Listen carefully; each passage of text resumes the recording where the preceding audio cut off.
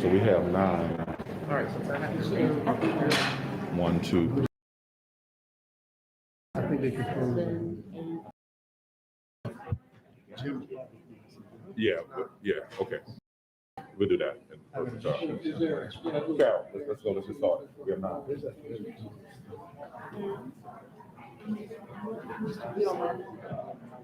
Oh, 1, 2, 3, 4, 5. There's not. Let's go. Roberta's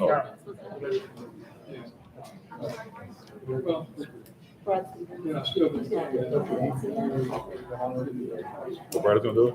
Brad Stevens is doing athletics. Okay. Thank you. Thank you, Mark.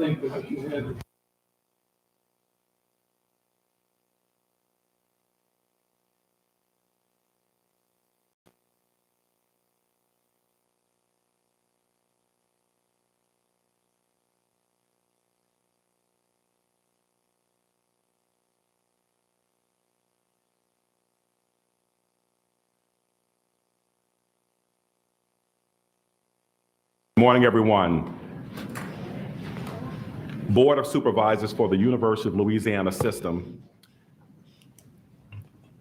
10 a.m. Thursday, August 26, 2021. Call to order and roll call. Good morning. I am now going to call to order this meeting of the Board of Supervisors for the University of Louisiana System. Carol, will you please call the roll? Mr. Barry Busada, Mr. James Carter, Here. Dr. Jimmy Clark, Here. Dr. John Condos, Mr. Steve Davison, Here. Ms. Lola Donahoe, Present. Mr. Tom Kitchen, Present. Ms. Mimi Methvin, Mr. Al Perkins, Ms. Elizabeth Pierre, Present. Mr. Virgil Robinson, Mr. Mark Romero, Here.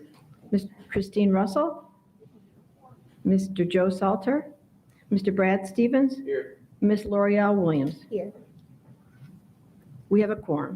Thank you very much. From this particular point forward, until I return, as I'm going to step out 1 second, Liz Pierre, Vice Chair, is going to conduct the meeting. Thank you. Thank you, Chair Carter. Thank you and welcome to every one of you. It is so great to greet you in person today. As a courtesy, please turn off your cell phones or other electronic devices. Be reminded that anyone wishing to make a public comment on a particular agenda item must complete a public comment card located on the table in the entrance and turn in the card to one of the UL system staff members.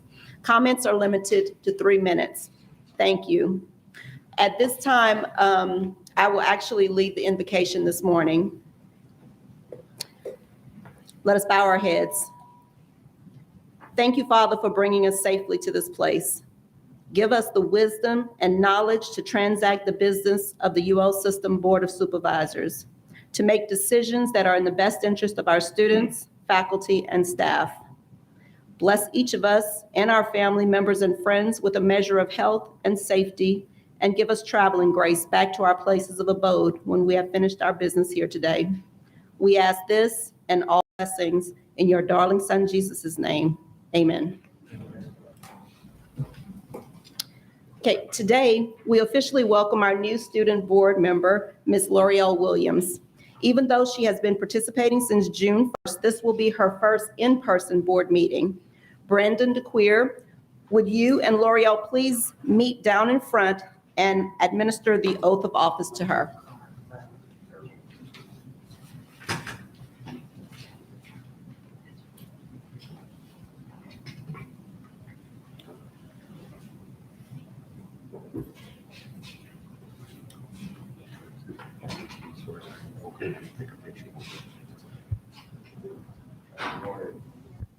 Raise your right hand and repeat after me.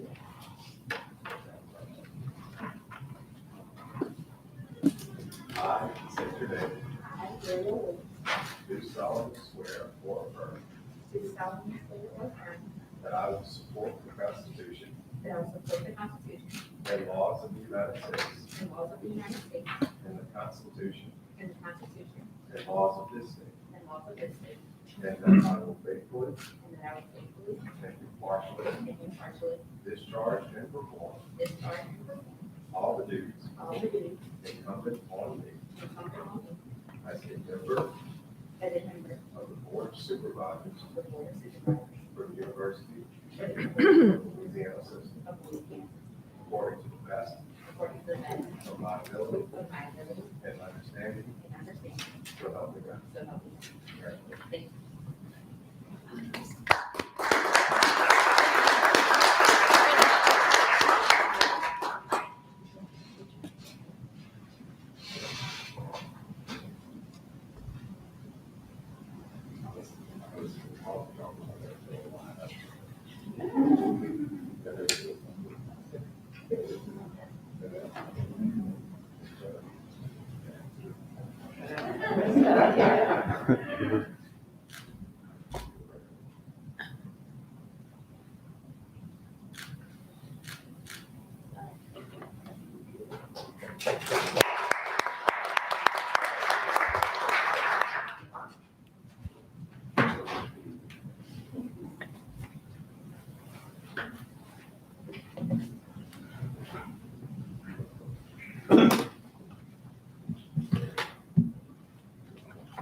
Keep going.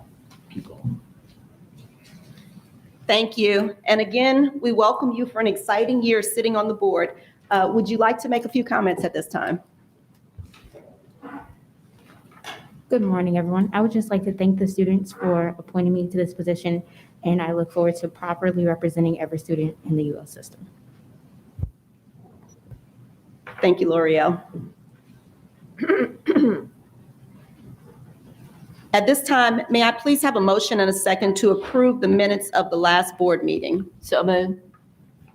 Second. Okay, moved by Ms. Donahoe, second by Jimmy Clark. Dr. Clark. Thank you. It's the mask. Okay, all those in favor? Aye. Aye. Any opposed? Thank you. Today, we are meeting as a committee of the whole, and everyone can vote on all items.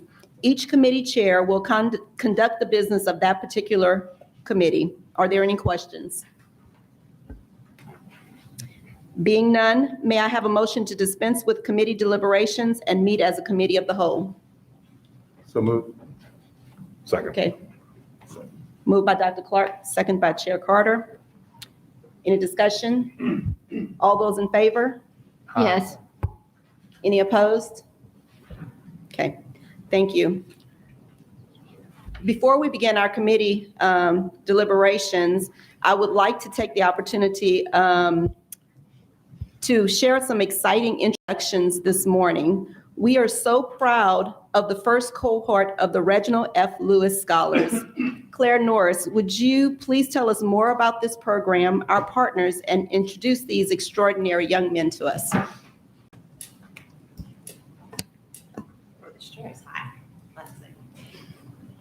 Good morning. Chair Carter, members of the board, Dr. Henderson. You may remember at our last board meeting, we introduced the Reginald F. Lewis Scholars Program to you. Well, today I'm excited to introduce the scholars, the actual scholars to you, and present their community support and provide you with program updates.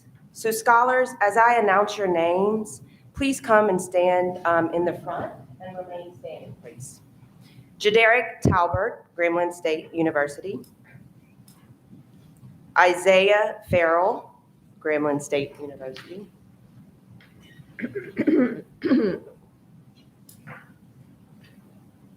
Devosnick Armstrong, Louisiana Tech. Malachi Johnson, McNeese. Isaiah Johnson, McNeese. John Edmonds, Nichols. Lance Jones, Nichols. Ebenezer Agri, Northwestern. Derek Renato, Northwestern. Demille Davis, Southeastern. Dylan James, Southeastern. Caleb Franklin, UL Lafayette. Jacaleb Smith, UL Lafayette. Carl Whitlock, ULM. Ernest Wyatt, ULM. Rabunte Raquel, UNO. and Robert Hill. UNO.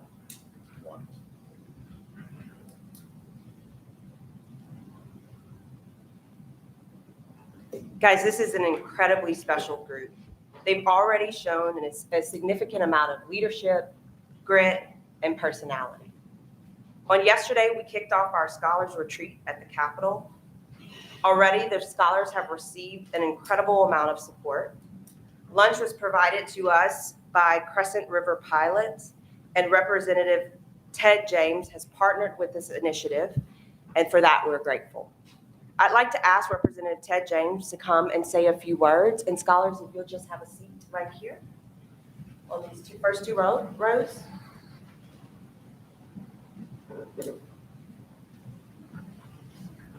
Welcome to the University of Louisiana system, Representative James. Thank you, Dr. Henderson. Mr. Chair Carter, I don't know where there he is. Madam Vice Chair and members. Mr. Clark, how you doing? Very well, sir. Good to see you. Brad, good to see you as well. I am extremely excited to be here today to speak about the leaders that I had the opportunity to meet on yesterday. As the chairman of the Black Caucus and also the chairman of the Success Council on Black Men and Boys, I commend you as a system for making this a priority.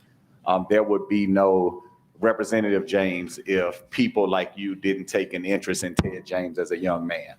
I firmly recognize the challenges facing our Black men and boys, and I am extremely proud of you as a system for taking on this initiative. I had an opportunity, I've been talking to Dr. Norris here for several months about this initiative. And as a caucus, I will tell you that you have our full support, not only in the mentorship that we hope to provide to these young men, but we want to put our money where our mouths are. And we are going to offer some support from our caucus to help these young men.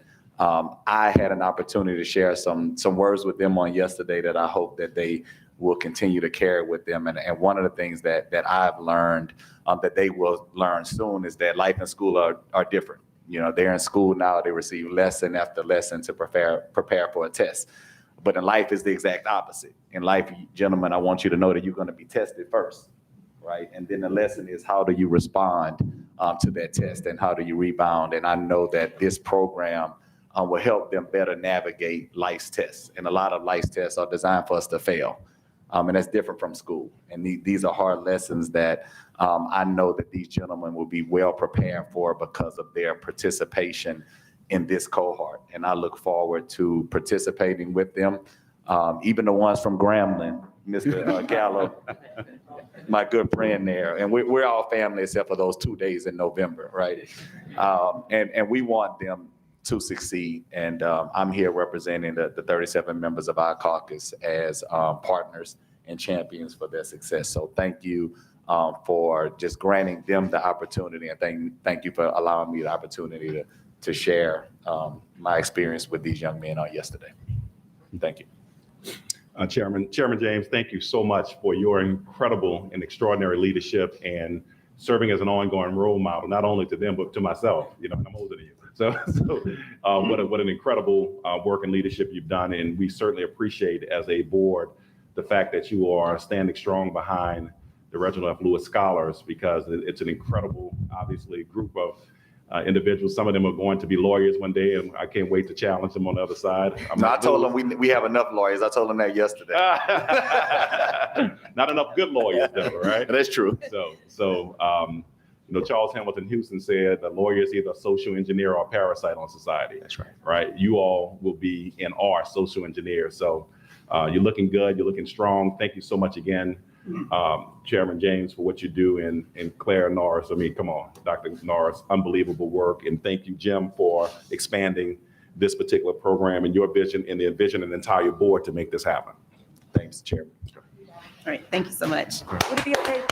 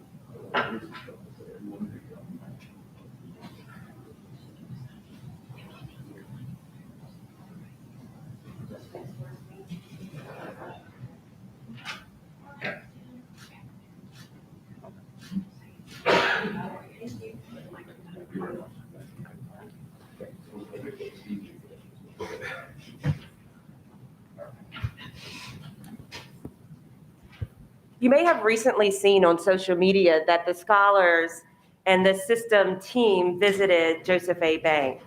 The scholars were surprised to learn that Joseph A. Bank has partnered with this initiative and is committed to, one, teaching our scholars how to dress for success, and two, providing tailored suits to our scholars. Mr. Rudy Richard, please stand.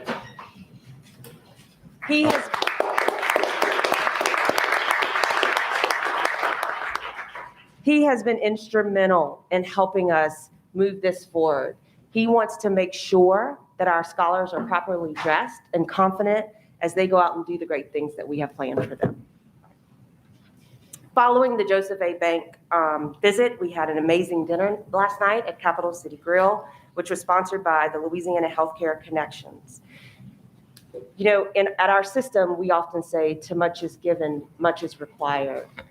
And so we believe that this initiative, we've seen so many partnerships and kind gifts that we want to make sure that our scholars understand that they have to give back. So this morning we visited Claiborne Elementary. We hung out with the elementary school students for a couple of hours. We read to them, we visited with them. We asked them what colleges they wanted to go to. And I think we all left with just as much as those students did. So it was incredible. I think scholars, the message is clear. You have a strong support system that stands ready to walk with you in this journey. So now for the updates. The University of Louisiana system has also recently partnered with Baton Rouge Youth Coalition, BRIC. BRIC prepares high-achieving, under-resourced high school students to enter, excel in, and graduate from college so they can become full participants in our society. The scholars will serve as mentors to these high school students. We're excited about that partnership because, again, we want them to serve. Allie Diefendorf will be working with our scholars later today to prepare them to mentor. Allie, would you mind standing? Thank you, Allie.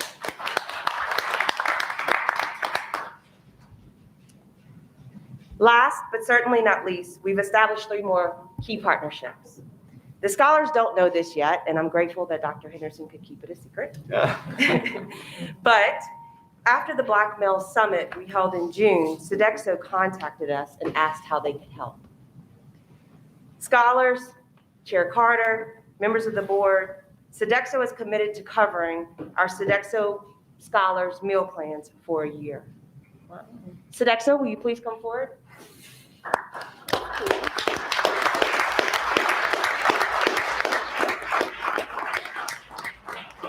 As they're walking forward, I should mention that Chartwells and Airmark heard about the program and Sodexo's promise, and they matched. So scholars, your meal plans are not covered. And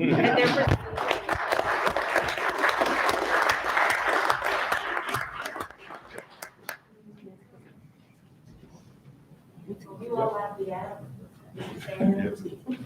Go to the front, Nichols, Northwestern, and Grambling.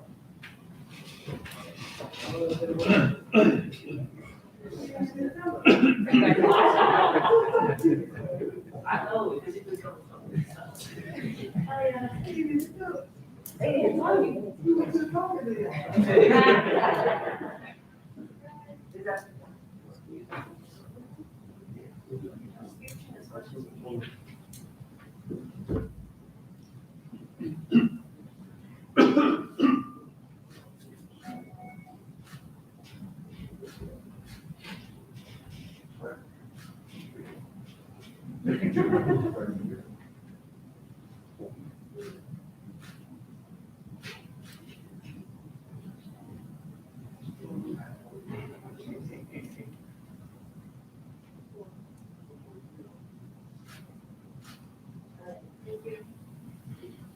Just to be clear, even though all of our folks are here, all your meal plans are covered. Gentlemen from John Banks, scholars, come back.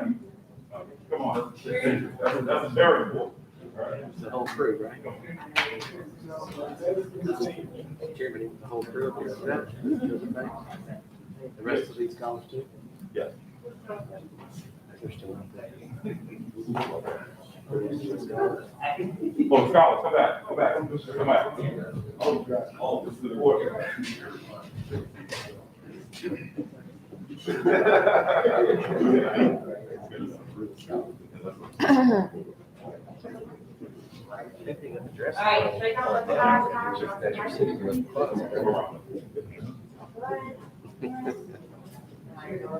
Claire. Dr. Claire.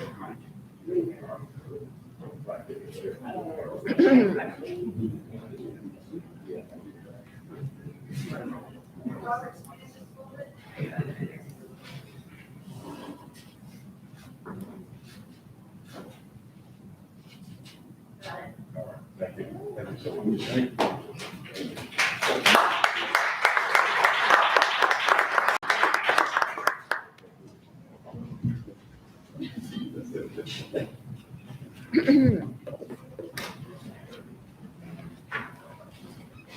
And finally, I just want to thank this board, Chair Carter and Dr. Henderson. Your commitment to diversity and inclusion has made all of this possible. We cannot tell you how much we appreciate this. I think in 10 years, you're going to see just how incredible this initiative just is. Thanks, guys. Dr. Norris, before you leave, did you want to talk about that other component of the program that is going to happen next year? The secret? Yes, ma'am. Sure. So, so we will be taking the scholars abroad. We'll be headed to Paris. Dr. Henderson, take it from there, because I know you get excited. Well, Dr. Jones, who's in the room, who while he's an interim president of a university, he's also a chief operating officer of a system. So we're getting at least 40 hours a week out of him. But has long established partnerships with universities across the globe, in China, in South America, in the Caribbean, and of course in France, and especially in Algiers. So we have an opportunity for some study abroad with the scholars that he'll be finalizing in November with a visit there. And part of that process, we will be taking them, and this is at the inspiration of our board chair, who stresses nothing but excellence for our institutions. We'll be taking them to a symbol of excellence that's been a symbol of excellence now for almost 600 years, the University of Paris, Sorbonne, for a lecture on democracy, on government, and on the struggle of people for freedom. And we look forward to that experience because it will be one of those life-transforming events. So thank you. Thank you. Dr. Norris. And if I could, we had an amazing intern join us a few months back, Jacob Ellis. And scholars, I want to tell you, a lot of this stuff would not have been possible without Jacob. So Jacob, thank you so much for everything.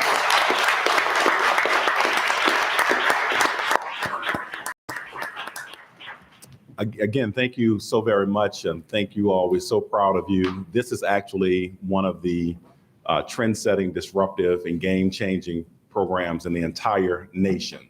So this is cutting edge stuff. We're leading the way. Thank you, presidents of all of our member institutions, to the fact that you all have made sure that these programs and that the cohorts have the very best coming out of your various institutions. And again, I want to thank this board for being so progressive in your thought and open and willing to support such a dynamic and visionary program. I cannot wait to see the tremendous contributions to the world that all of you all will contribute. So thank you.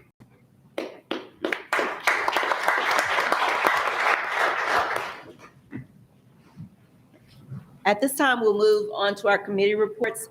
First up, Academic and Student Affairs. Dr. Clark. Thank you, Madam Acting Chair. We have 11 items on the Academic and Student Affairs Committee agenda today. 10 are action items that require approval. The last item being a report only regarding work done by the UL System Task Force for core capabilities competencies. Before moving forward, however, with the agenda, I would like a motion to amend G5 to to include only 2 proposed graduate certificates from Louisiana Tech, computer science education and data science. The proposed graduate certificate in online teaching and learning will be considered at a later time. So if that's all right, may I have a motion and a second, please? So moved. Second, Davison. Okay, there's been a motion and a second. All right. Are there any questions or comments before we vote on that from the board, or any comments from the public? Hearing none, may we have the vote? All in favor, say aye. Aye. All opposed? All right, each member previously received executive summaries and associated materials on action items. Dr. Janine Kahn, Provost and Vice President for Academic Affairs, will provide the report. So, Dr. Kahn. Thank you, Supervisor Clark. And I almost want to ask for an agenda item added to ensure that I go to the Sorbonne with these young gentlemen, but we'll work on that at a later date. But good morning to everyone. Glad to see all of you in person and being healthy. We do have a robust academic and student affairs agenda for you today, and I'll walk you through each of the action items at this time. Agenda item G1 is a request from Grambling State University to offer a posthumous honorary Bachelor of Arts in Visual and Performing Arts to Miss Natalie Dazelle Reed in recognition of her support of higher education as well as historically Black colleges and universities. Agenda items G2 through G5 pertain to Louisiana Tech University. G2 is a request for approval to terminate the BS in Health and Physical Education K-12. Due to the steady decline in enrollment and the recent resignation of the primary faculty member, the university believes termination is warranted at this time. A teach-out plan is in place to assist remaining students with degree completion. In addition, the degree offering will still remain available in Louisiana as Nichols and McNeese both offer the program that it will be terminated upon your approval. G3 is a request to offer 5 new undergraduate certificates. The UC in Communication and Media Studies will provide 18 credit hours of specialized communication knowledge and skills for undergraduate students in any major. The UC in Sport Coaching, comprised of 22 credit hours, will help develop and enhance skills and performance techniques of individual team sports and group activities. Through completion of a specific collection of 20 credit hours, the UC in Game Design will provide a pathway for students to complete significant coursework in design and development of video games. The 18 credit hour UC in Industrial Organizational Psychology will provide students with an introduction to employee recruitment, selection, retention, and development of those employees. And the 5th proposed UC is in UTeach Tech. Since 2015, Louisiana Tech has offered the UTeach Tech program, which aims to address the shortage of secondary STEM teachers in Louisiana and across the nation by recruiting STEM majors to become teachers. UTeach Tech students receive a bachelor's in a STEM discipline, like biology, chemistry, and so on, along with a minor in UTeach Tech. Completion of the proposed 21 credit hour UC will distinguish students by recognizing their accumulation of knowledge in an additional focal area in the area of education outside of their STEM major. It also puts them on the path toward teaching certification that is of interest to them. Keeping UTeach Tech in mind and understanding the importance of increasing the number of talented STEM teachers in our area, agenda item G4 is a request from Tech to offer a post-baccalaureate certificate in UTeach Tech.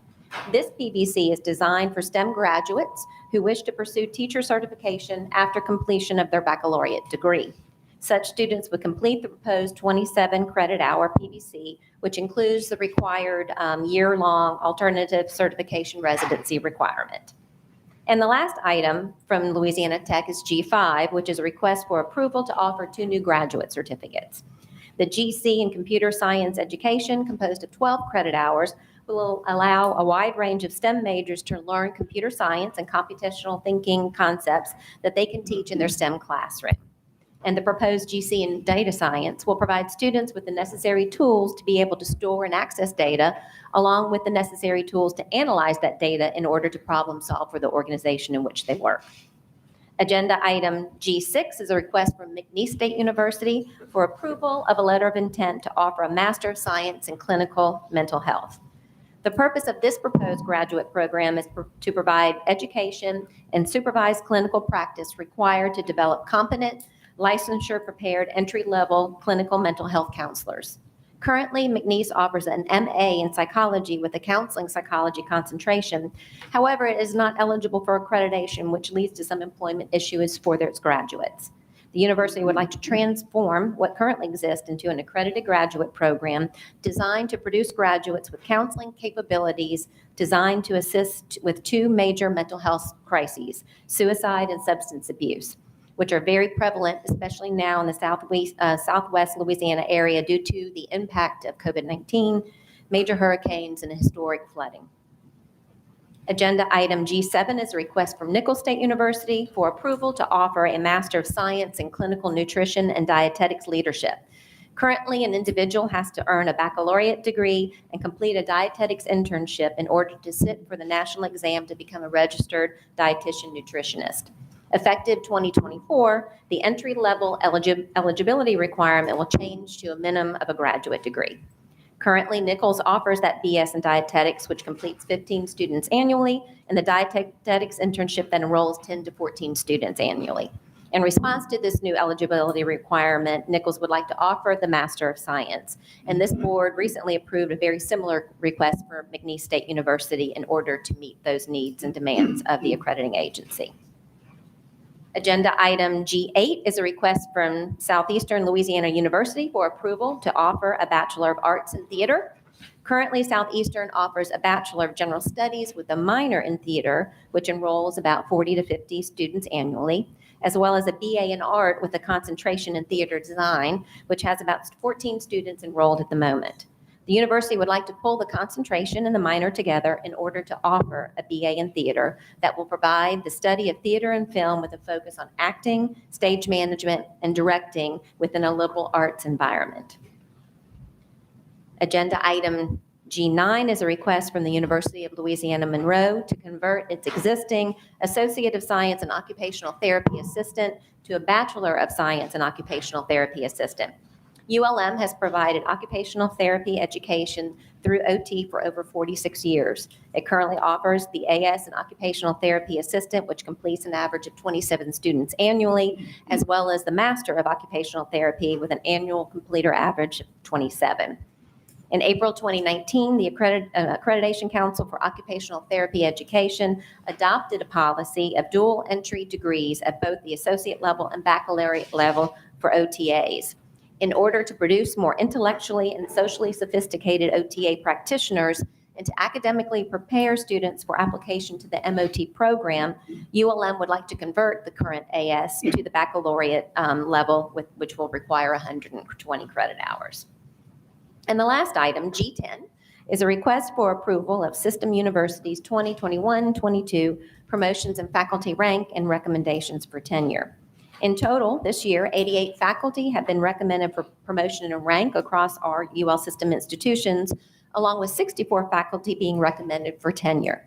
All requests have been reviewed by UL system staff and were determined to be in line with various policies. During preliminary discussions with Supervisor Clark, the question of gender and ethnicity in regards to these individuals that have been recommended was brought up, and so I thought I'd touch base on that data with you all today. The individuals that have been put up for promotion and tenure for 2021-22 are comprised, their race is 76% white, 7% black, and 16 classified as other. In regards to gender, 37% of this pool are female and 63% are male. When you look at that in comparison to the larger scheme of tenured faculty across our 9-member institution, it mirrors what that data looks like for that group as well. Our current tenured faculty composed of 61% male and 40% female, and the ethnic breakdown is,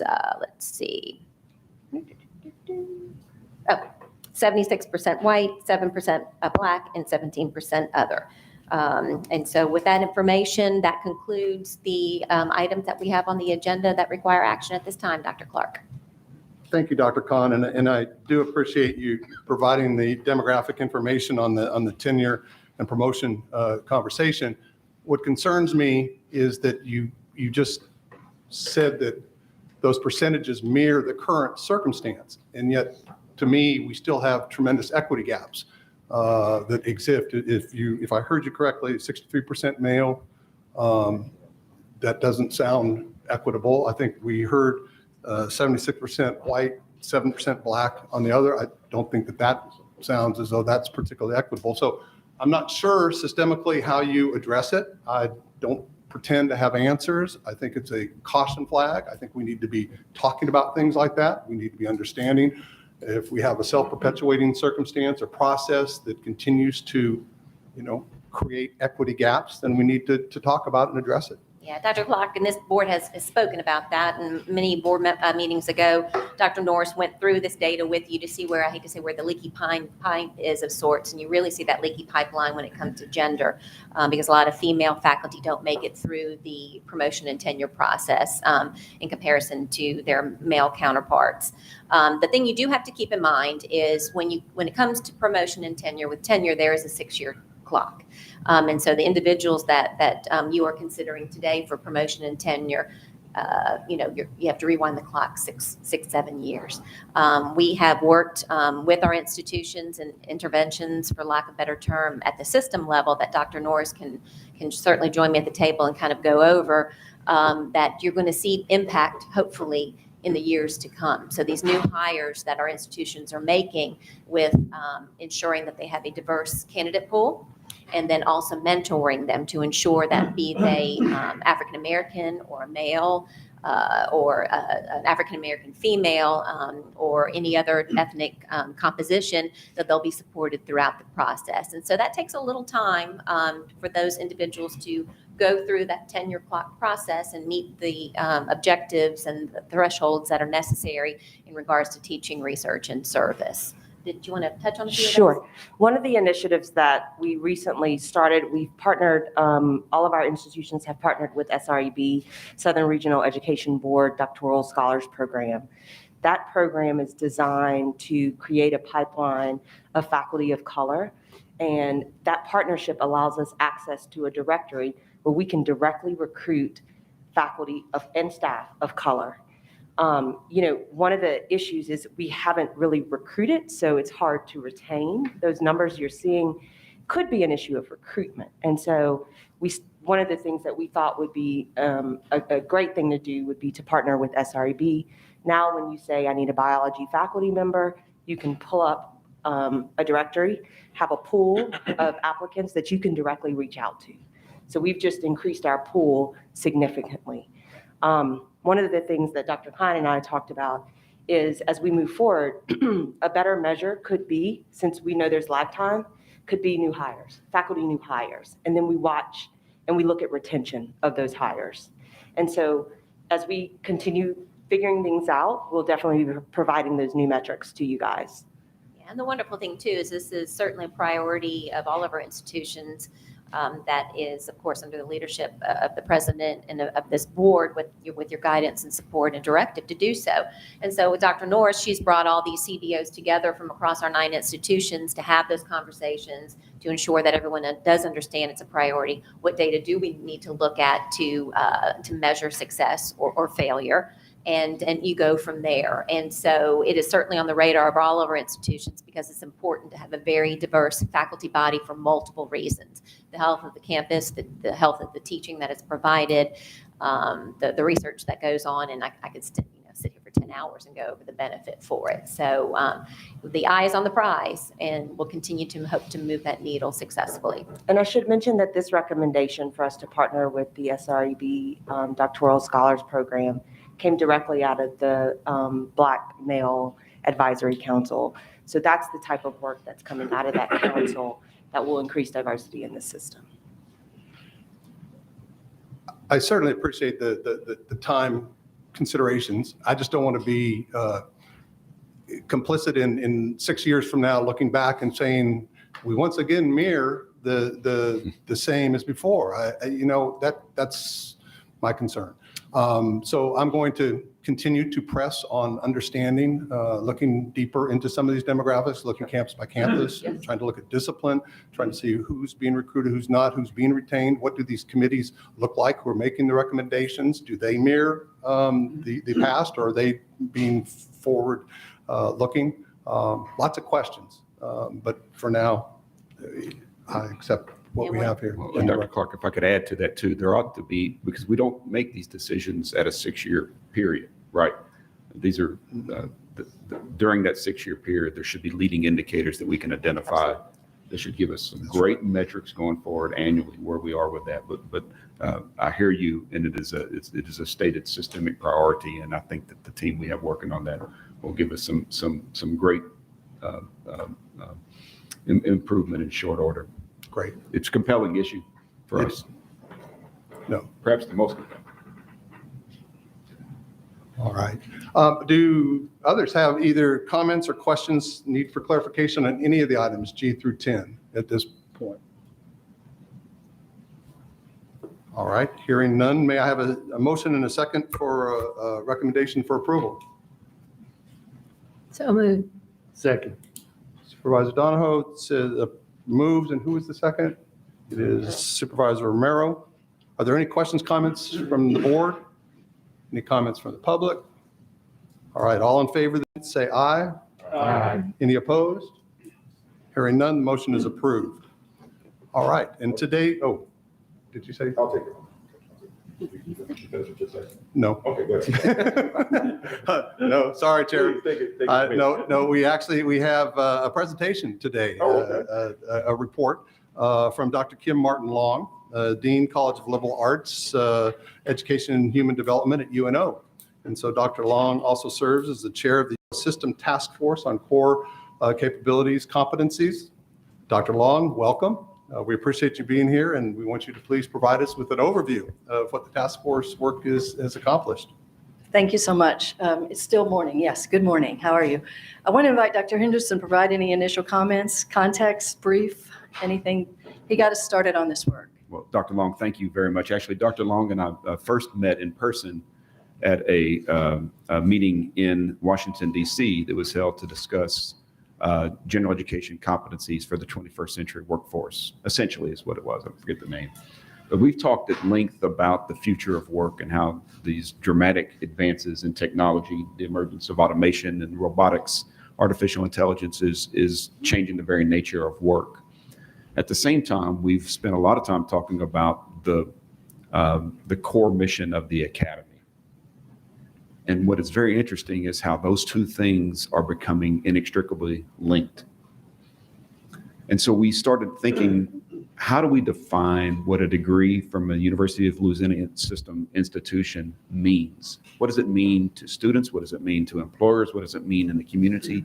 What exactly comes with that degree? And it was that kind of very ambiguous, very high-level conceptual conversation that led to the formation of this committee. It was led by Dr. Davina McLean, a professor of classics at Northwestern State, and then COVID hit. And so at the beginning of this year, we re-energized that committee, and we turned to Dr. Kim Martin Long from UNO, and she has done an extraordinary amount of work in really a very rapid pace, engaging faculty and leadership from across all 9 of our institutions to prepare what she's going to present to you today. And I couldn't be more grateful to you for the work, or more exciting about what it portends for the University of Louisiana system and our institutions. Thanks so much. Yes, I will be brief. We did a lot of work, and so I'm going to provide you a very succinct report on these competencies based on a lot of research and a lot of feedback from all 9 universities.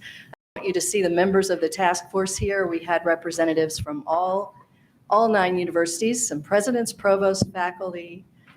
Also, we had faculty representatives from the faculty senates of all of the 9 universities.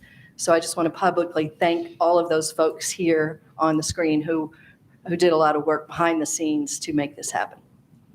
Timeline, as Dr. Henderson said, originally formed a few years ago. We kind of went on and off for a year. We met in person in spring of 2019. And then, of course, we know the pandemic kind of put a halt to a lot of work. We had to regroup. And so we reformed early spring this year. We've been working about 6 months now, and with a very strict set of goals and timelines, and we kept things moving. So the process was that the members examined their campus's learning outcomes to see what competencies already existed across the different universities. We also researched work that's being done on a national level. So we looked at best practices. We looked at what other folks have done in this area. And we distilled what we found into 5 major competencies that contribute highly to student success. And the last couple of months, we've really just tweaked this and wordsmithed and et cetera. I want to clarify, these core competencies are kind of umbrella competencies that every person graduating from a system university should have. They're not the specific learning outcomes or curriculum in specific programs. These cut across all areas. So just before we get into, well, where are the arts? No, those are the learning outcomes. The Board of Regents says what we must put into our general education and a curriculum. So these are overarching competencies, attributes, qualities that a student should have to be successful in life and whatever comes next. So we ended up with these 5: communication competence, cultural competence, critical and creative problem solving, adaptive resilience, self-reflective awareness. Now I'm going to briefly run through the 5, again, very quickly, giving you a definition, some clarity, a little bit of a clarifying statement, a purpose, showing you what it looks like across the curriculum, and then how do we know our students actually mastered these. Communication. It's the ability to read and listen carefully to ideas and information, to understand those ideas, to convey them to other people, using both language and modes appropriate to the intended audience. It requires students to absorb information, ideas from various sources, synthesize, communicate, and communicate them successfully. And of course, the purpose, it's important for a shared understanding and to ensure listening, learning from others. We saw communication cuts across almost all of the others. And we know that a lot of the problems we run into are because of communication issues. So that one is very important. What does it look like? Of course, general education courses, courses that have writing across the curriculum, information literacy courses that focus on digital communication. I think we know that communication nowadays is a lot more than just standing up in front of a room, making a presentation like I'm doing now. It requires a lot more than that. How will we know if students have mastered this? AAC&U, and I've got this on the resource page, has done a tremendous amount of work with validating rubrics for assessing all kinds of things, and they've got a couple of really good ones on communication.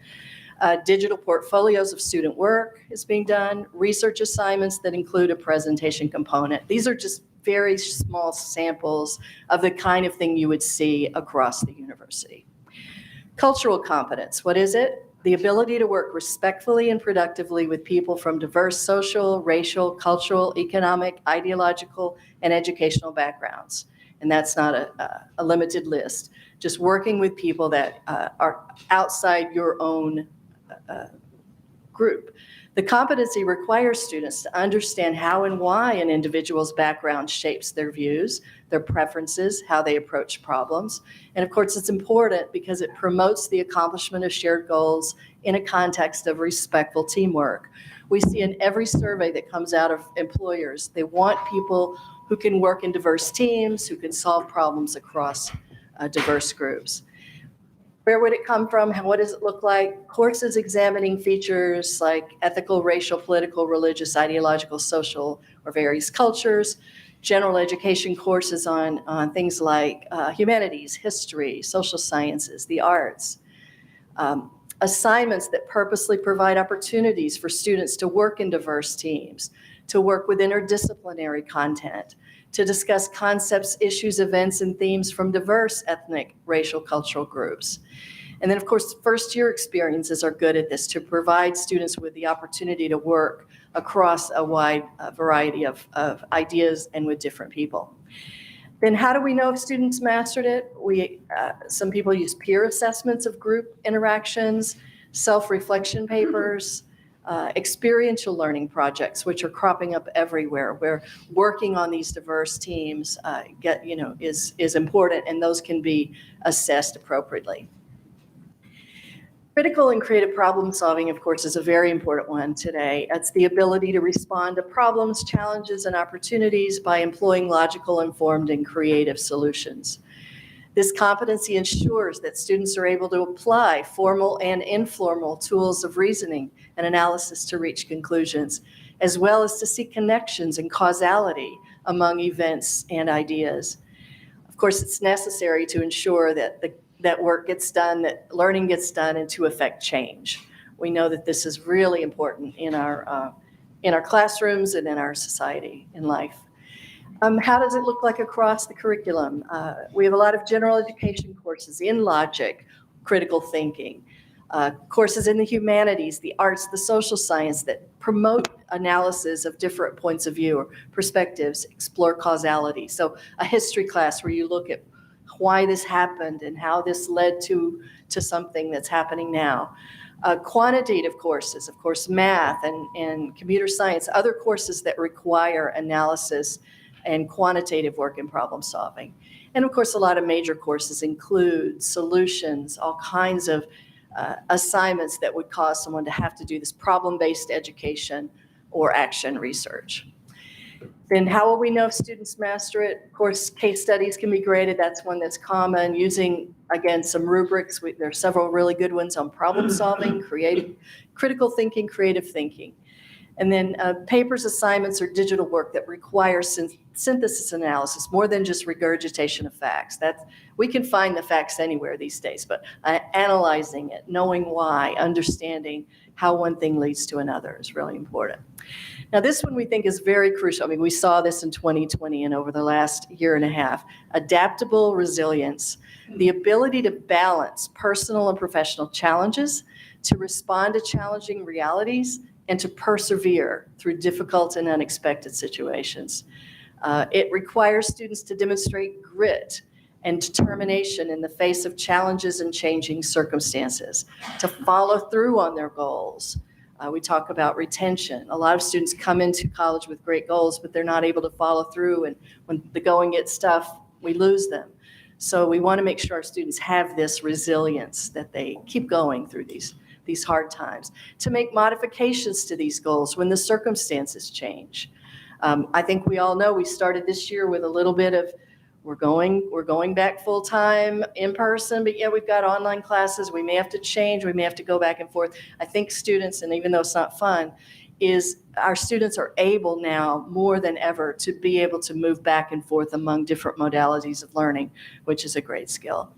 It ensures that our graduates can meet expectations and can complete their learning goals, that they're sticking with us. What does it look like? Courses that include sustained long-term assignments, requiring students to plan and carry through. Courses or experiences that require students to put in this time, to actually show up, to do the work. Assignments that include unexpected challenges, maybe changing parameters or new technologies. Again, not knowing exactly what's going to be expected, being able to make the necessary adjustments. And then we say graduating from a UL system university shows that you have this resilience, that you stuck with it, that you're able to keep going. And then, of course, how do we know they've mastered it? Direct assessment, graduation rates, persistent retention. Of course, a lot of reflective journals and papers can show students' process and how they amended what they're doing, how they shifted and changed their strategies to make success happen. And then evaluations from internships are another way to see how our students met varying situations and challenges. And there's a really good rubric called Foundations and Skills for Lifelong Learning that's really good for this competence. Our last one is self-reflective awareness. It's the ability to learn, actively pursue knowledge, and to continuously self-evaluate in various circumstances. It requires that students see their own cognitive limitations. What are our weaknesses? What do I need to do? How can I fill in gaps in my learning? And to understand that their views on a subject may be wrong, to admit when they're wrong and it needs to change. It promotes the development of new skills and competencies for challenging demands and opportunities. So this idea of lifelong learning comes in here. Always that ability to self-evaluate, reflect, aware of where you are, where you need to be. Across the curriculum, general education courses, major courses, a lot of reflection occurs these days in learning. You know, back in the old days, we took a test, we got a grade, we put it in a drawer. Now we reflect on what did we do? How can I improve? I always require my students to resubmit, revise and resubmit, learn from it, do it again, keep doing it till you get it right. that kind of self-reflective awareness is important. And then how do we know they've mastered it? Again, reflection papers are a good way. There are a couple of good rubrics on it. And we also have some good data from like national surveys on this. So the NESE and other standardized tests can give us an idea of how far our students have come in the 4 years that we've had them. I just end here with a couple of resources. The AEC and UWork is amazing on general education, liberal education. These rubrics that I mentioned, AGLS is another really good source, and the Lumina Foundation. I presented this for the presidents a few weeks ago, and we ran through these questions. Are we missing anything? Do you like the number? And they gave us some really good feedback, and we did go back and make a couple of adjustments. So I just submit. Thank you for the opportunity to work with some amazing colleagues across the state, and we hope that this work can move forward in a way that we can be proud of our ULS graduates and what they've accomplished and what they can do to change the world. Thanks. Dr. Long, you have exceeded some very lofty expectations of this group, and I applaud you for your work. Board members, this is also our faculty member highlight of this month at this board meeting that Chair Carter wanted to have. Dr. Long is an extraordinary representative of nearly 8,000 faculty at 9 universities that do this kind of thinking, this kind of scholarship, this kind of work every single day. But I want to thank you so much for your leadership in this effort. Thank you very much.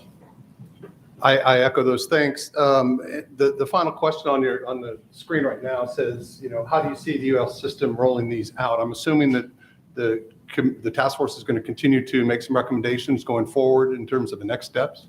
Yeah, at this point, we kind of are handing it over, and we will be happy to continue to work, or we want our PR team to do some good work and put it in a nice format, put it in a format that people can, we want it to be more than just a slogan on our webpage. We want it to really be real. Something the president's recommended and the task force also had a little bit of pause about was, we don't want this being some kind of new top-down mandate. We're going to have all this new, got to be assessing them this way or that way. The 9 universities need their own identity and how this looks for them. So this is more of a unifying initiative for the system, and then the universities will roll it out in some different ways. But we imagine some really great graphics, right? Some really great PR things, some great graphics and ways that we can communicate this easily to our students, faculty, and other constituents and stakeholders. Thank you, Dr. Long. That's very helpful. Any other business at this point in time to come before the committee? All right. I turn it back to you, Mr. Chair. Thank you very much. Now we will have the athletic committee and board member Brad Stevens will address items under the athletic committee. In the absence of Bruce, interim president Marcus Jones will go through the items. We have 22 items on the athletic committee today. Dr. Marcus Jones will provide an update and do so by campus. Board member here, Dr. Henderson. Item H1 and H2 from Grambling, approval of a contract for Dr. Reginald F, Vice President for Inclusive Athletics, and approval of a contract for contractual amendment with Roderick D. Files, head football coach. Item H3, Grambling's approval of a revised athletic home game complimentary ticket policy. The ticket policy will be what it was pre-COVID.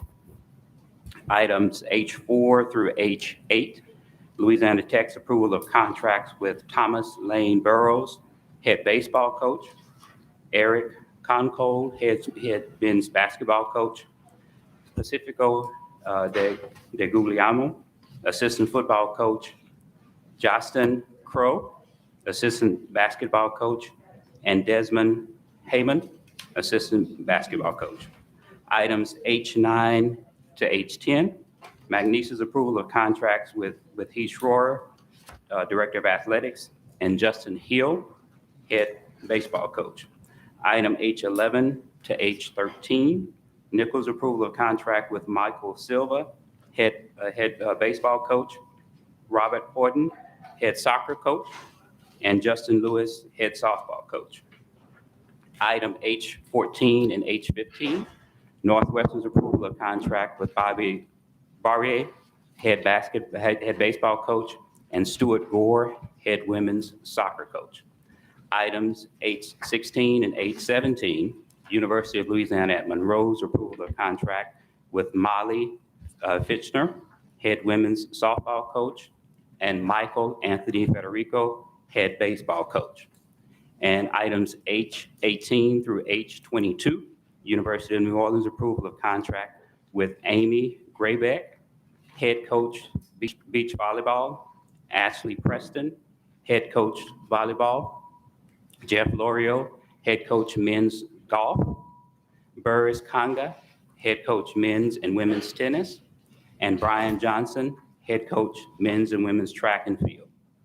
And Mr. Stevens, that concludes the items up for consideration today.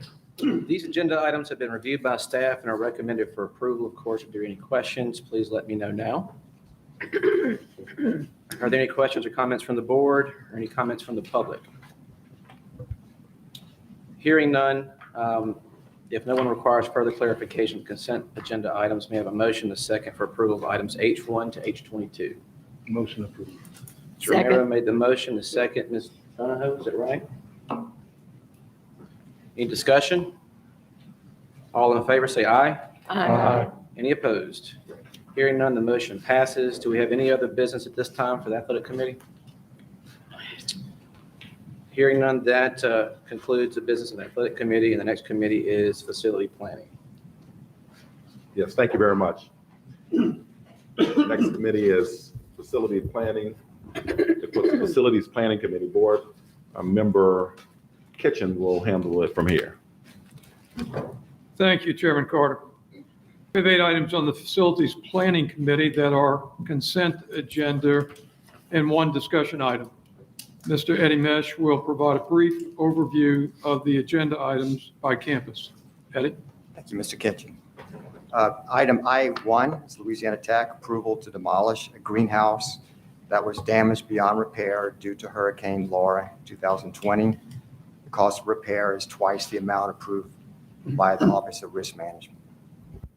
I-2 is McNeese approval to name Health and Human Performance Complex.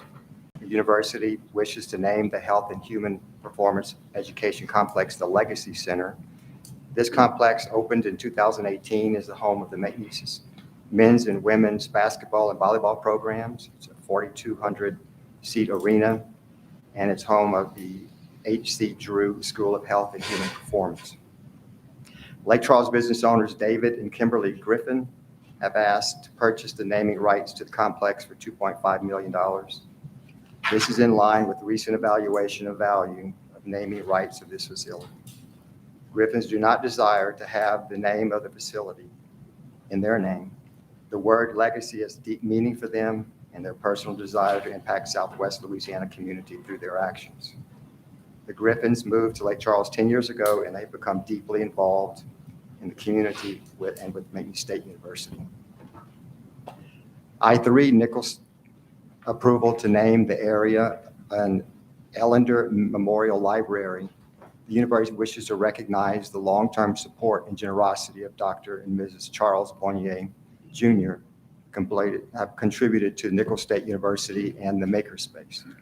Dr. Monnier devised the idea of providing the students, faculty, and staff of Nichols with an innovative new area.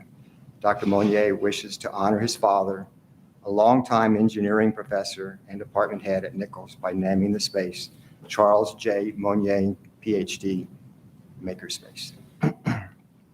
I-4, also with Nichols, approval to become the Facility Planning Control Delegated Authority, allowing the university to oversee and manage the construction of the Bayou Region Incubator Building to be located on the main campus of the university.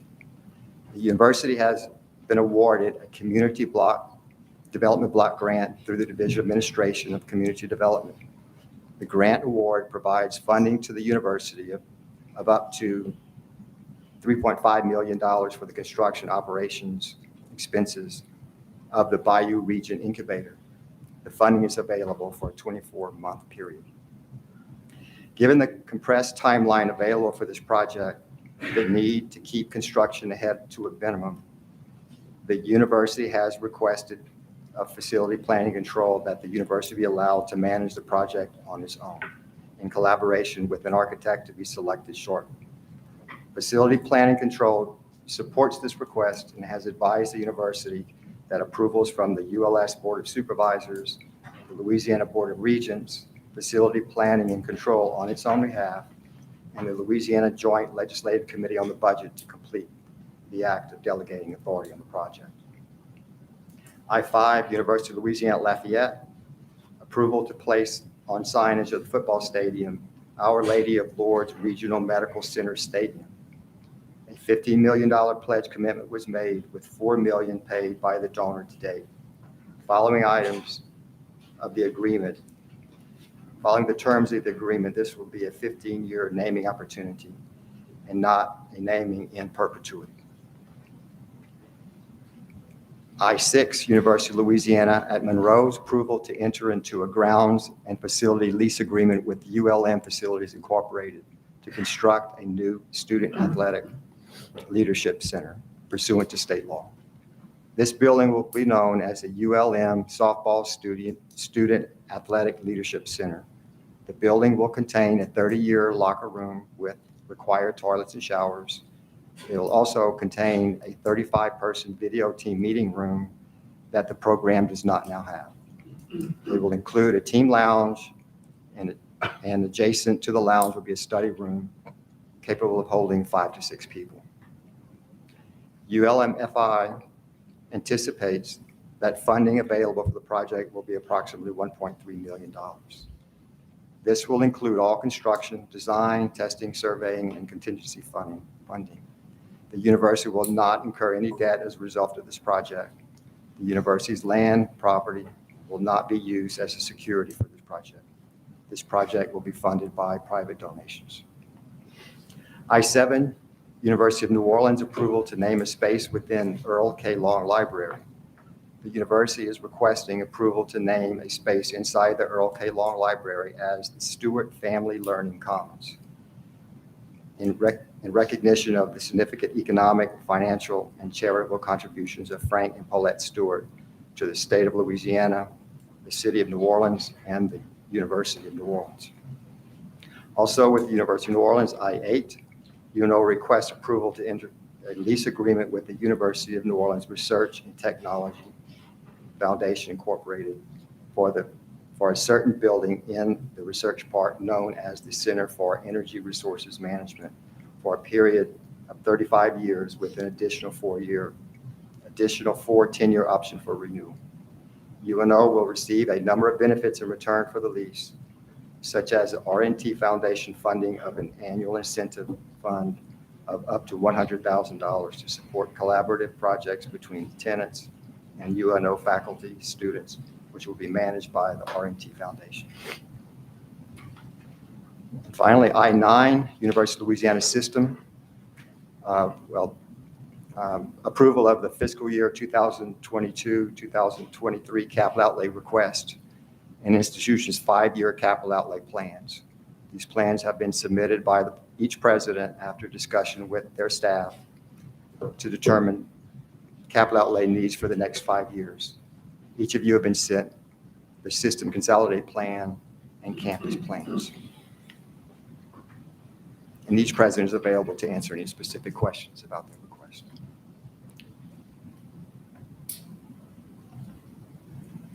Just to give you some overview of the capital outlay recommendation, there's 85 projects for this coming year for $335,564,306. And just to give you an idea of the total deferred maintenance at universities, it stands at $389,193,017. The process really has a pretty standard structure and calendar. The ULS will approve, the board will approve on August 26th today. Those submittals go to the Board of Regents on October 1. Regents final approval October 20. DOA capital outlay is due on November 1. And then it starts with the legislative process in 2022. These are just some pictures that you've seen in the past of various projects at our universities. The first is the natatorium and intramural expansion at Grambling. Also at Grambling is the long-awaited library, and it's a great project for Grambling, and I believe will be finished late this calendar year, and students might be in it in spring. Grambling State School Nursing Auditorium. These are construction at the Tech athletic complex because of the hurricanes. They've had to rebuild their infrastructure and some of their facilities there.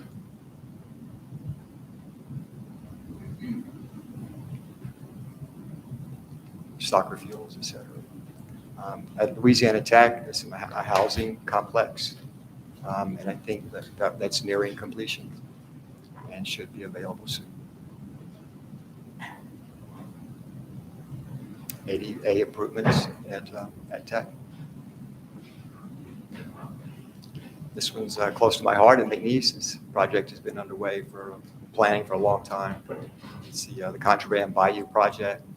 It's erosion control and some various other infrastructure improvements. We finished in December. The Vault Family Athletic Complex at Nichols, also a good project, completed in the summer. Greenhouse multi-purpose building at Nichols.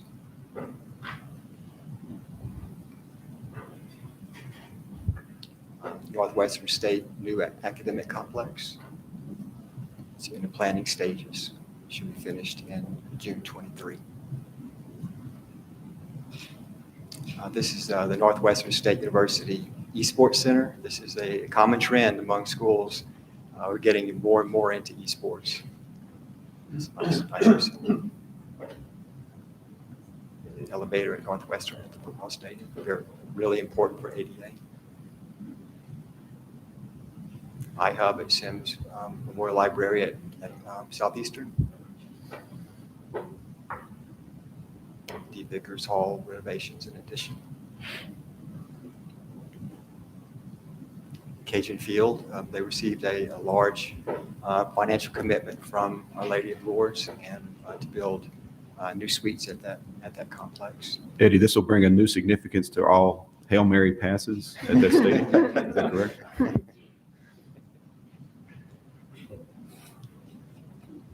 And at ULM, the Hub Dining Hall.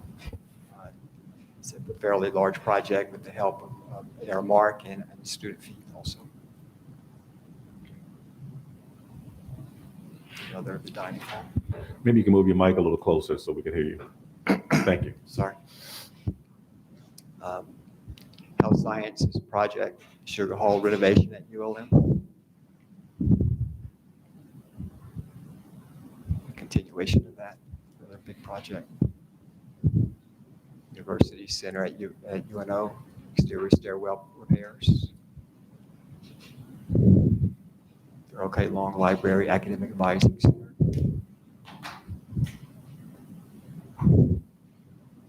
Another esports at UNO.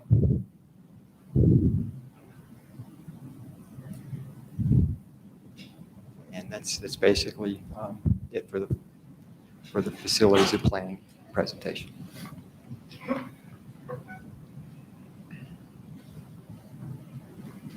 All these agenda items have been reviewed by the board and legal staff and are recommended for approval. Of course, if any member has a question or wishes to discuss any of these items, please let me know. Any questions or comments from the board? Any comments from the public? If no one requires further clarification of the agenda items, may I have a motion and a second for the approval of items I1 through I9? So moved. Second. Yeah, Ms. Pierre, seconded, Brett Stevens moved and seconded by Liz Pierre. Is there any discussion? All in favor say aye. Aye. Any opposed? The motion passes. Do we have any other business at this time for the Facilities Planning Committee? If not, that concludes our business. Do you have a motion to adjourn? Next committee is Finance. Before we go on to the Finance Committee, I'm going to allow President Rick Gallo, if it's all right with you, Board Member Stevens, to go back to the athletic committee presentational side and allow the president of Grambling to introduce a person that was just, come on up real quickly. If it's all right with you, Board Stevens. Of course. Okay. This is your meeting. No, it's not my meeting. It's the people meeting. So to introduce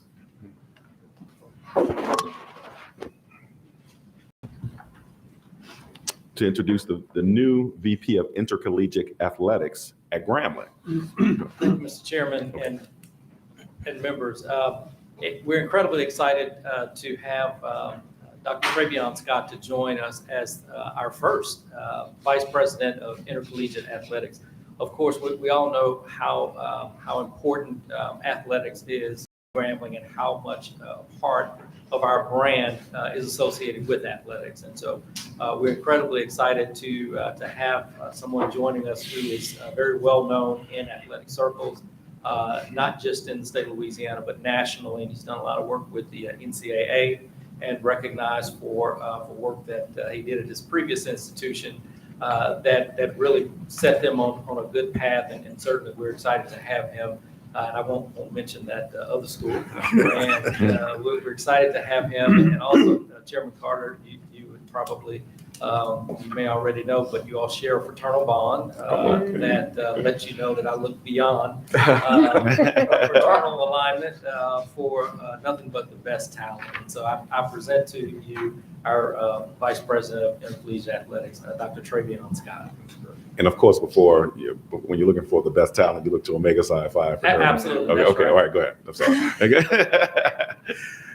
Chairman Carter, Madam Vice Chair Pierre, of course, President Henderson, and other honorable members of the board. In a word, I'm excited. We talked about this for a while in my household, and the only thing that I could say was when I first walked up to the podium was I prayed for this. And you know, as a kid from the other side of the tracks, I would say, there was never any doubt about the significance of what that G means to the state of Louisiana and to HBCUs at large. And so I'm walking in understanding how important it is, the huge responsibility that we have.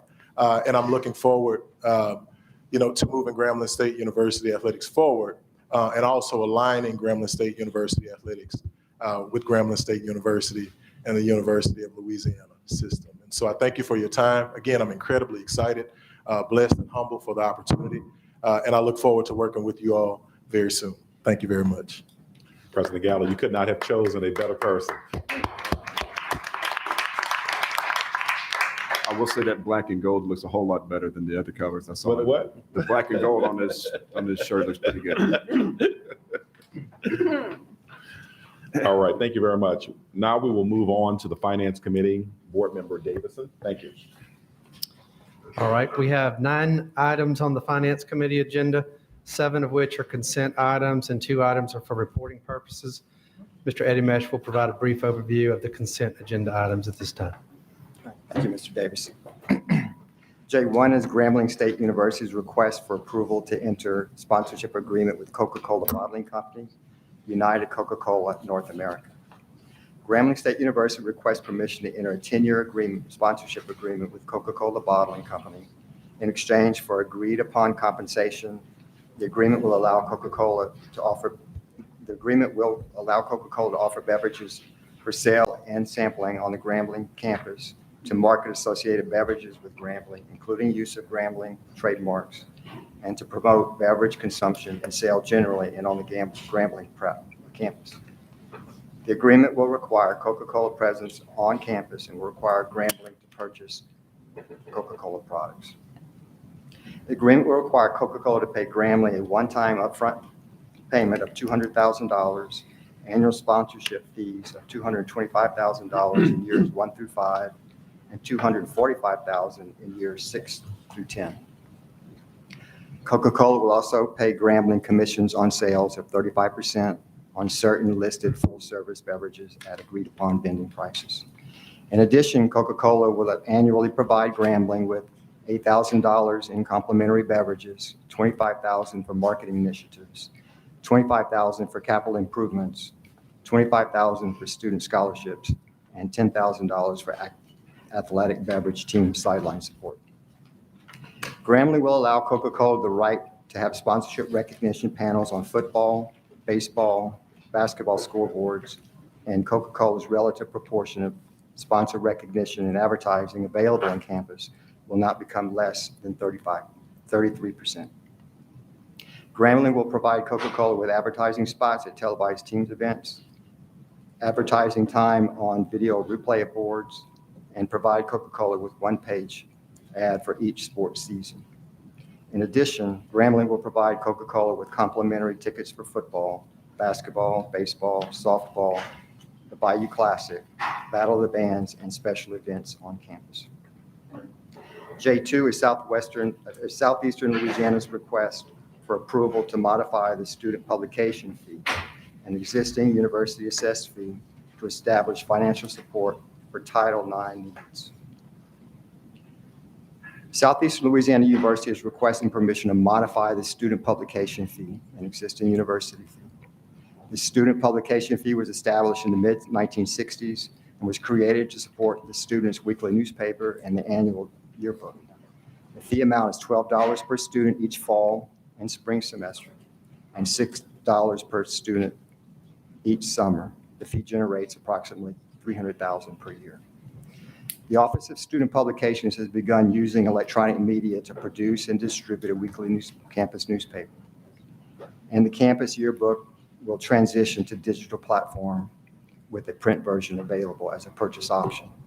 These developments result in fewer needed resources while enhancing the student experience. At the same time, sexual assault and other power-based offenses across academia have increased, and Southeastern has experienced similar trends. The increase in caseload, as well as the increased expectations in training and accountability and support services, require more resources. Current staffing levels are not optimal to meet the needs associated with investigation and adjudication, victim support and training. Additional full-time staff are needed to give needed attention to the response and prevention of sexual assault and other power-based offenses. This proposal shifts resources, which would have been used primarily for printed media, towards support for student discipline and victim support, particularly for power-based incident response, prevention, outreach, and victim assistance. This fee modification equally divides existing $12 fee, resulting in a student publication fee of $6 per student each fall and spring, and $3 per student in fall and summer, and a Title IX support fee of $6 per student each fall, spring semester, and $3 per student each summer. The total amount currently assessed to students will remain unchanged. I3 through I5 for the University of New Orleans for cooperative endeavor agreements. J3, University of New Orleans request for approval to enter into a cooperative endeavor agreement with Golden Leaf Energy. Golden Leaf Energy is a Louisiana biotechnology company working to develop biofuels and biofoams from natural, renewable, and sustainable sources, such as vegetable oils. And the University's Advanced Materials Research Institute, AMRI, is a recognized world leader in nanomaterials research. Golden Leaf and AMRI will team up to study biofoams. Golden Leaf Energy will occupy space in the UNO Science Building, and the immediate proximity of Golden Leaf Energy to AMRI will readily allow for the exchange of ideas, the development of new technologies, characterization of materials using AMRI's state-of-the-art instrumentation, the training of undergraduate students in biomaterials, and the development of state and federal research proposals in basic and applied research. This cooperative endeavor agreement will begin in September 1, 2021 and terminate on August 31, 2022. And the agreement may be extended for additional periods with mutual agreement of the parties. J4 is University of New Orleans request for approval to enter a cooperative endeavor agreement with Cell-Free Systems.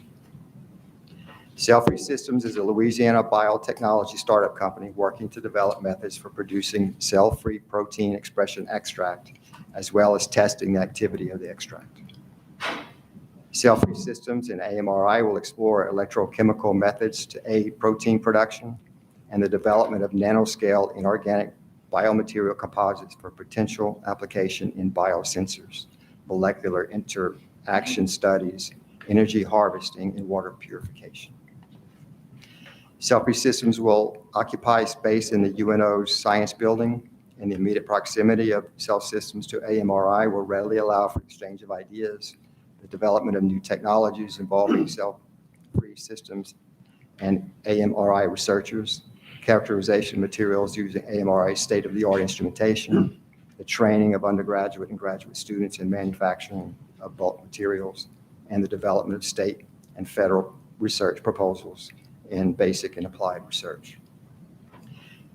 This cooperative endeavor agreement will begin in September 1, 2021, terminate August 31, 2022, and this agreement may be extended for additional periods with mutual agreement of the parties. J5, University of New Orleans request for approval to enter into a cooperative endeavor agreement with TMS Bioscience Labs, LLC. TMS Bioscience is a Louisiana clinical laboratory with an expertise in mass spectroscopy that provides specialty testing for a variety of patients and companies. TMS Bioscience will occupy space in UNO Science Building, and the immediate proximity of TMS Bioscience to AMRI will readily allow for exchange of ideas, the immediate characterization of new materials developed by AMRI member researchers, the training of undergraduate and graduate students in mass spectral techniques, and the support of state and federal research proposals in basic and applied research. This cooperative endeavor agreement will begin on September 1, 2021 and terminate August 31, 2022. And also this agreement may be extended for additional periods with mutual agreement parties. J6, University of Louisiana Systems request for acceptance of fiscal year 2020-2021 financial and compliance and federal award program representation letters for Grambling State University, Louisiana Tech University, Nichols State University, Northwestern State University, Southeastern Louisiana University, University of Louisiana at Lafayette, and University of New Orleans, and University of Louisiana System. These letters of representation that the Office of the Legislative Auditor needs the board to approve for the system and for the campuses being audited this year. J9, University of Louisiana Systems request for approval of fiscal year 2021-22 operating budgets, including organizational charges, undergraduate, graduate, mandatory attendance fees, and scholarships. Annually, as part of the budget process, institutions submit their budget information to the system, including their operating revenues and expenditures, mandatory attendance fees, employee information, scholarships and fee exemptions, and auxiliary operations. The system compiles a budget information to create the University of Louisiana System summary budget. I thought I would go over a little bit about the process of preparing the budget for the campuses. And the process usually begins when the governor submits his proposed budget and then turned over to the legislature, and that's when the universities start to pay attention and to build their own budgets. With state appropriations, campuses have fairly reliable estimates based on previous years and what's going on at the legislature, but the final state appropriation amount is not known until late June. For tuition and fee revenues, campuses will use their best estimates to determine what enrollment will be, what their revenue will be. But those final numbers are not known until the spring, actually the fall semester begins. So it's basically some estimates. Tuition and fees are now critical as tuition and fees comprise over 70% of the budget. So campuses have to be conservative because they know the consequences for overestimating revenues could create difficult budget problems later. If estimates are too high, early expenditure adjustments will be necessary to balance the budget. And that has an effect on expenditures. So expenditures are based on estimated revenues. If revenues are too high, then later on, they may have to adjust those expenditures. Salaries and related expenditures make up 70% of the budget, and the other categories make up less than 30%. And many of those other categories cannot be reduced, like utilities and insurance. Any significant expenditure reductions, if needed, would most likely affect salaries and related expenditures. And in order to address that, universities will very often use employee attrition to balance those budgets. For this year, state general fund appropriations increased by about $27 million. And we're grateful to the governor and the legislature for that increase in revenue. Of that amount, $6.7 million has been appropriated for faculty pay raises. All institutions budgeted for faculty pay raises, and with the use of their self-generated revenues, most campuses are providing raises for their unclassified staff. Faculty raises range between 2% and about 3.5%. So if you look at the chart, you can see about where self-generated revenue is. It's a little bit lower than last year. Some institutions have lowered their estimates for self-generated revenue, so you see that's reflected.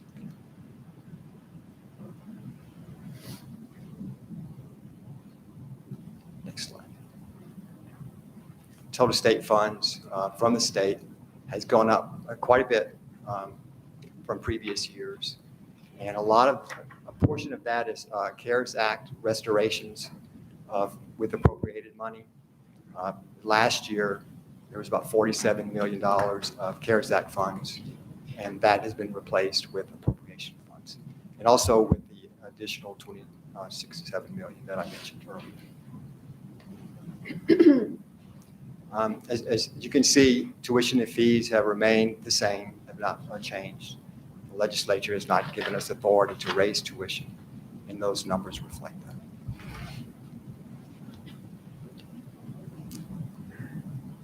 Salaries and related benefits make up about 71%, as I said, and the other parts of the budget are much smaller.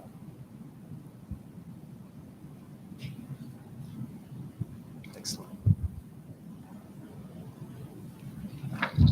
And that completes my presentation, Mr. Davis. Thanks, Eddie. These consent agenda items have been reviewed by the board staff and are recommended for approval. Of course, if there are any questions, now is the time from the board. Comments? Ms. Donahue? I'd like to perhaps maybe hear a little bit more, maybe from President Gallo, about the proposed extension of the contract with Coca-Cola.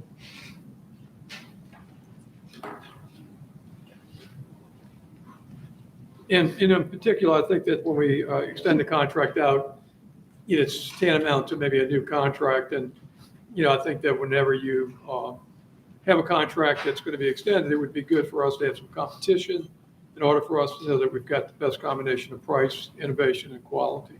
So, Rick, maybe you could sort of describe what the process has been with regard to this, specific proposal. Sure. Thank you, Mr. Kitchens, and I also want to thank you for giving me some time to visit with you last week about it.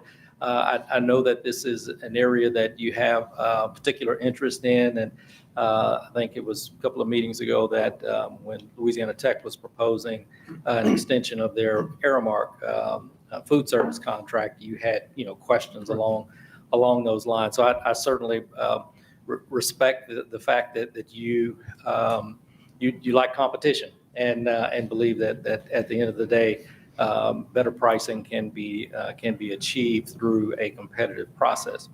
I will tell you that we have had the opportunity to have a 90-year relationship with Coca-Cola, and it has been, I think, mutually beneficial to both Grambling from not just from a financial standpoint, but also the fact that we've had national commercials that have featured Grambling State University's band and our logos and name, image, and likenesses that have gone national in terms of their advertising campaigns. I will also say that within the provisions of the most recent contract that we signed with Coke back in 2017, it did provide for the opportunity for extension as well as, current state law and just, I guess, as a practical matter, we all have the opportunity to extend these. We've vetted it fully with legal counsel and believe that we are in compliance with what the law and what board policy requires. We've yielded a 60% increase in the value of this contract versus the one signed in 2017. So we certainly believe that from a financial perspective, we've made a really good deal for Grambling and for our students. I'll also say that Coke has really they've done a lot of value adds in terms of our hydration station for our athletic program. And I've visited some Power 5 schools with my 16-year-old. And I would say that our hydration station for our student athletes is as good, if not better, than some of the Power 5 programs that I've had an opportunity to visit. So again, I believe that it is a good deal for Grambling and for our students and for our university. And so there has been an unsolicited contact from another company, and I will tell you that the offer proposed by that particular company was less than the one that we got for Coke, about a 20% margin difference. So again, without getting into proprietary matters that I don't think would be appropriate for a public forum, I will say that I believe this is a good deal for Grambling. So you believe that at some point that you've been able to realize the benefit of some competition by having some, informal discussions with one of Coke's competitors? Yes, sir. Okay. Thank you. Thank you, Mr. Kitchens. Ms. Donahoe, another question? Those were exactly my questions, and maybe I just didn't hear. How long is this extension for, Dr. Gallo? It is a 10-year extension. Total value about $3.8 million. Okay. Well, really push them on those ads because I think they're going to benefit from you. Yes, ma'am. So push them.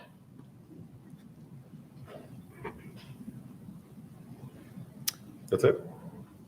Any other questions or comments? Comment, just thank you for reaching out earlier to kind of go through this. I think it really, really helped me understand what you were thinking, and I appreciate the comments. And good luck with it.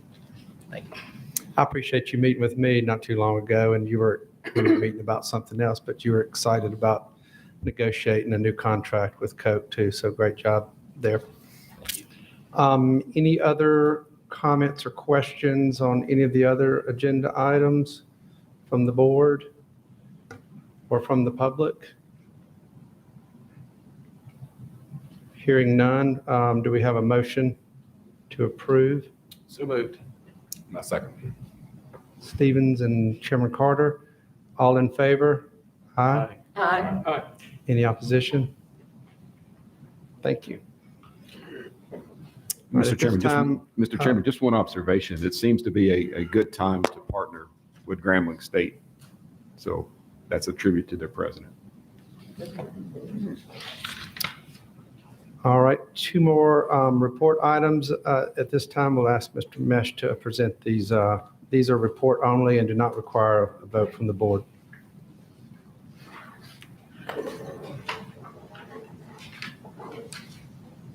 Item J8, revision to policy and procedures memorandum application, admission application fees. The admission application fees, PPM, requires institution to assess international students at $30 admission application fee. To allow institutions some flexibility, system staff have made a change to the PPM to allow institutions to assess international students a minimum of $20 to a maximum of $30. J9, University of Louisiana Systems Report on internal and external audit activity for the period June 21 to August 22, 2021. Earlier this week, each board member received a listing of internal and external audits completed by various auditors since the last board meeting, including our audits in progress and a timetable for follow-up audits to ensure that recommendations from previous audit reports have been implemented. This completes my report, Mr. Davis. Thank you. Do we have any other business at this time?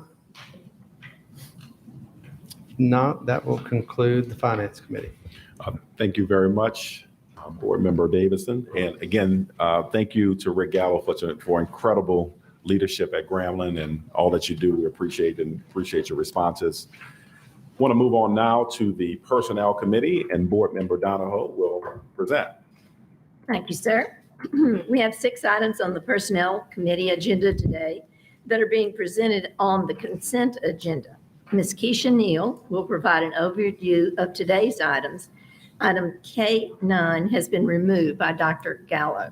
Ms. Neal? Thank you, Mrs. Donahoe. Good afternoon, Chairman Carter, Dr. Henderson, and board members. Item K2 is Louisiana Tech University's request for approval to appoint Dr. Richard A. Crawford as Vice President for Student Advancement, effective July 1st, 2021. Item K3 is McNeese State University's request for approval to appoint Dr. Frederick Tripp Lemieux as interim provost and vice president for academic affairs and enrollment management, effective August 1st, 2021. Item K4 is McNeese State University's request for approval to appoint Dr. Shuming Bai as Dean of the College of Business, effective July 1st, 2021.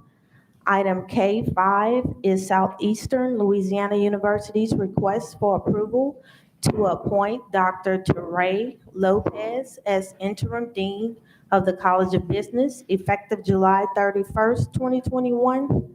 Item K6 is University of Louisiana at Lafayette's request for approval to appoint Dr. Brian Doherty as Dean of Libraries, effective July 1st, 2021. Mrs. Donahoe, that concludes the items to be considered today. Thank you very much. These agenda items have been reviewed by staff and are recommended for approval. Of course, if any member has a question, now's the time. Are there any questions from the public? Any further discussion? Might I have a motion to approve? So moved. Moved by Dr. Carter, second by Mr. Romero. All those in favor say aye. Aye. All right, thank you very much. Do we have any of the personnel members here that their presidents might like to introduce them? Yes, I think Dr. Lopez is here from Southeastern. No, she had to leave. No, she's she had not. to leave. Okay. Okay, No, ma'am, no one is here. all right. Well, thank you very much. Thank you. Hey, before you leave, we want to congratulate you on your inaugural presentation before the board. You did an excellent job. Well, thank you. Dr. Henderson, would you please provide your report? Thank you, Mr. Chairman. And board members, you were emailed copies of the personnel actions for your review. The staff has reviewed all of these personnel actions and recommends approval. Mr. Chairman, we need a motion and a second. Do I have a motion? Motion. Nope, what was that? All right. Immediately past Chair Romero, and who seconded? I'll take the second. All right, Board Member Stevens, second. All in favor, say aye. Aye. Any opposed? The motion is approved. Thank you. Mr. Chairman, as you all know, COVID-19 pandemic continues to dominate so much of our operations. We have a copy of our fall guidelines. It's available in your folders. These guidelines reiterate the hierarchy of principles that have served as our decision-making framework since the very beginning of the pandemic. It also provides guidance on vaccination, mask, and testing. As you've seen in Caitlin's daily news clips, we've received a lot of inquiries the past 3 days following the full approval of Pfizer's COVID-19 vaccine. In July, our system was the first public system of higher education in Louisiana to request the addition of COVID-19 to the schedule of required immunizations at our institutions upon full FDA approval. LDH approved that request on August 6th, and we've been communicating this with our students ever since. When the Pfizer vaccine was approved on Monday, that COVID-19 immediately became a required immunization at our institutions. Now in Louisiana, when you have a required schedule of immunizations, a student must provide proof of immunization, a doctor's note indicating the immunization is medically contraindicated, or a written dissent. We are one of 15 states in the union that allows for philosophical dissent from vaccination. These protocols for reporting the vaccinations and immunizations have been in place at our institutions for decades. And so this is a very similar from a process perspective, a protocol for implementing this. From a vision perspective or from a prevalence perspective, of course, this is a very, very high interest conversation.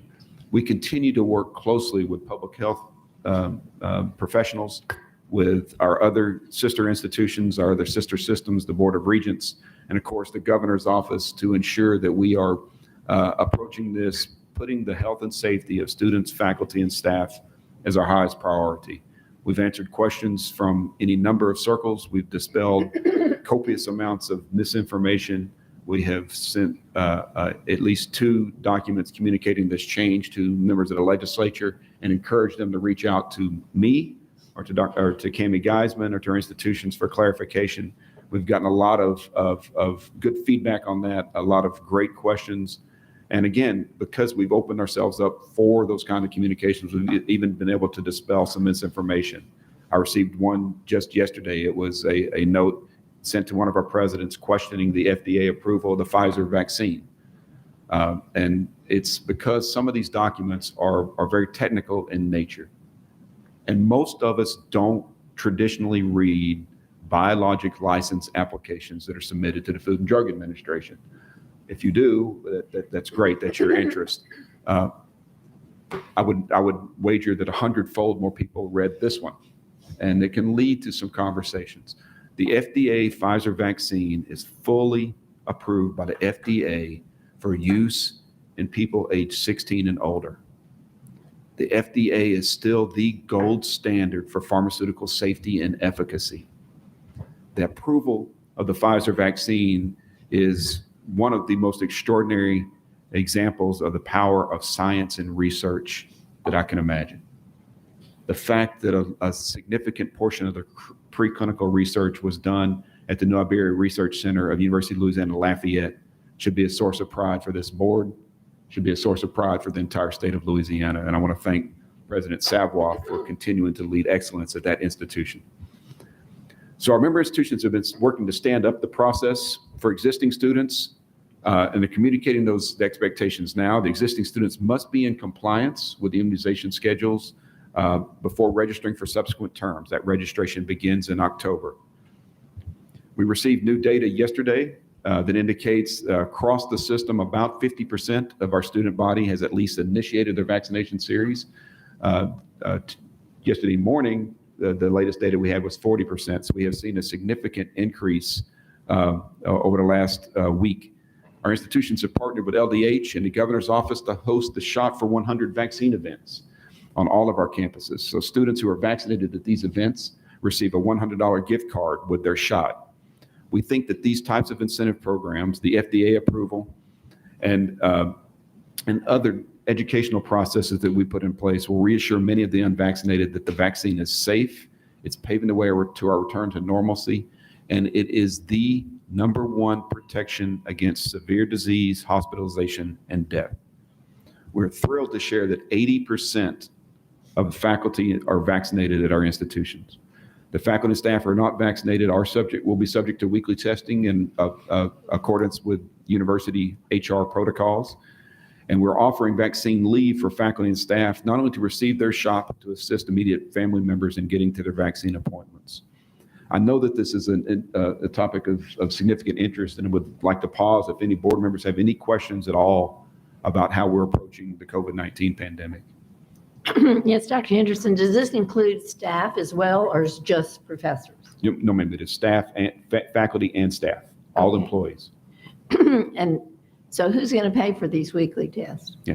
So currently the tests are available through a number of things. The Louisiana National Guard is on site. We have LDH funding that is helping fund our vaccine awareness campaigns, our vaccination campaigns, and our testing campaigns. Eventually, these resources are going to run out. And at that point, we have to make some decisions about the testing, how we fund that testing requirement. Yes, because I'd really hate to see that having to come out of our schools' budgets. Yes, ma'am. I think the individual needs to bear the consequences and the responsibilities as well. I think that is a fair observation. We look forward to discussing that one further. Other questions from the board? Well, please know that we're a phone call, a text, or an email away. Again, this is a dynamic situation. If you subscribe to the news feeds I do, you will find an article every morning that contradicts the article you read 5 minutes earlier. And so there's a lot of misinformation that's out there, a lot of conflicting information. And I want to thank our presidents for their exemplary leadership. I want to thank our faculty for continuing to find ways to continue research and learning, and a staff that continues to carry a heavy load. And most importantly, our students, because our students have been very cooperative throughout as we approach this and try to return to normal, again, focusing on their health and safety. August 31st, we have a mental health program. It's easy to look at data and see the toll this pandemic has had on individuals and communities. What we can't yet quantify is how it has affected mental health. We know that every single person in this room and beyond has felt the mental strain due to prolonged exposure to crisis. In response, our system is offering a virtual professional development opportunity for faculty and staff focused on mental health. Registration is open for the University of Louisiana Mental Health Conference taking place August 31st through September 1st. It's coordinated by the UL System Mental Health Advisory Council, and this conference will provide suicide prevention training and share tools for faculty and staff to improve their own by exploring areas such as self-care and burnout. Carol will send out a link for you, board members, to register for the event should you feel compelled to do so. I think it'll be an extraordinary experience for all of us. Title IX and Northwestern Presidential Search. I'm going to ask Erica Calais to come to the table. Earlier this month, the Board of Regents adopted a uniform policy on sexual misconduct and power-based violence, along with grievance procedures. Many of you attended training with me last week. Ms. Erica Calais is here to share more about the new policy, the next steps for our campuses, and she'll also give a brief update on the search for Northwestern's next president, soon to be Dr. Calais. One day. Thank you. Thank you, Dr. Henderson, Chair Carter, and board members. As Dr. Henderson said, most of you have already participated in the Board of Regents training regarding Title IX and power-based violence policies, and now have a broad overview of what the power-based violence policy looks like. As a reminder, this will be a required annual training. And for those of you who are not able to attend, once we get the information, the video recording from the Board of Regents and associated documents, we will share it with you at that time. So in light of the approval of Board of Regents power-based violence, we will begin working with our campuses to develop their policies and processes. We've developed a timeline for this work with plans to have all policies finalized for board approval by the October meeting. So I'll just review what our plan is, and then you're welcome to ask questions. So starting with Tuesday, August 31st, next Tuesday at 11, we will conduct a virtual workshop for our Title IX coordinators and our student affairs practitioners who are involved in the Title IX work of their campuses. We will have our attorney there to help with that workshop, along with a couple of representatives from Board of Regents, and I apologize, this is not working right today, this microphone. So along with, like I said, our legal counsel, our Title IX coordinators will be there, and we will also have legal counsel from our campuses because we want to make sure everybody understands what the legislative mandates are. We want to make sure what the ask is from Board of Regents in terms of their policies and their grievance procedures. And of course, we want to make sure that everybody's on the same page. It would be very disheartening, if you will, to have one campus doing something which is totally against what the other campuses are doing and what is required, right, by our legislature. And so ultimately, what we want to do is make sure that we have policies and practices in place that will develop, right, a culture of safety for our students. And we want to make sure that our students are educated about sexual misconduct prevention. And we want to make sure that our faculty and staff members understand what's required of them. So again, we will begin that work on Tuesday, August 31st. And from September 1st to September 15th, we will allow our campuses to revise their sexual misconduct policies and develop power-based violence policies. And on September 16th, we will meet again with the Title IX coordinators and the student affairs practitioners to review where they are with those policies and address any additional help that they may need from us. And then we will lead them to work on their policies again until September 30th. And we will ask all campuses to submit those policies to us for staff review and legal counsel review on October 1st. During the week of October 4th, we would like to meet with our university presidents to discuss their policies and processes. As you know, with this type of work that is so detailed, sometimes there can be some missteps. So it's very important to engage all administrators at every step of the way. Does that make sense? All righty, and so during the weeks of October 11th and 18th, we plan to finalize all policies for board consideration. This timeline is only for the development of campus policies. If you recall, there are some mandatory deadlines embedded in the legislation that require reporting at different points during the academic year. While this timeline doesn't address those, we will be working with our campuses to ensure that those reporting mandates are satisfied. Any questions? Just a statement. 4.5 years ago, Erica assumed the role of Vice President of Student Services at our system, stepping up from an Associate Vice President role.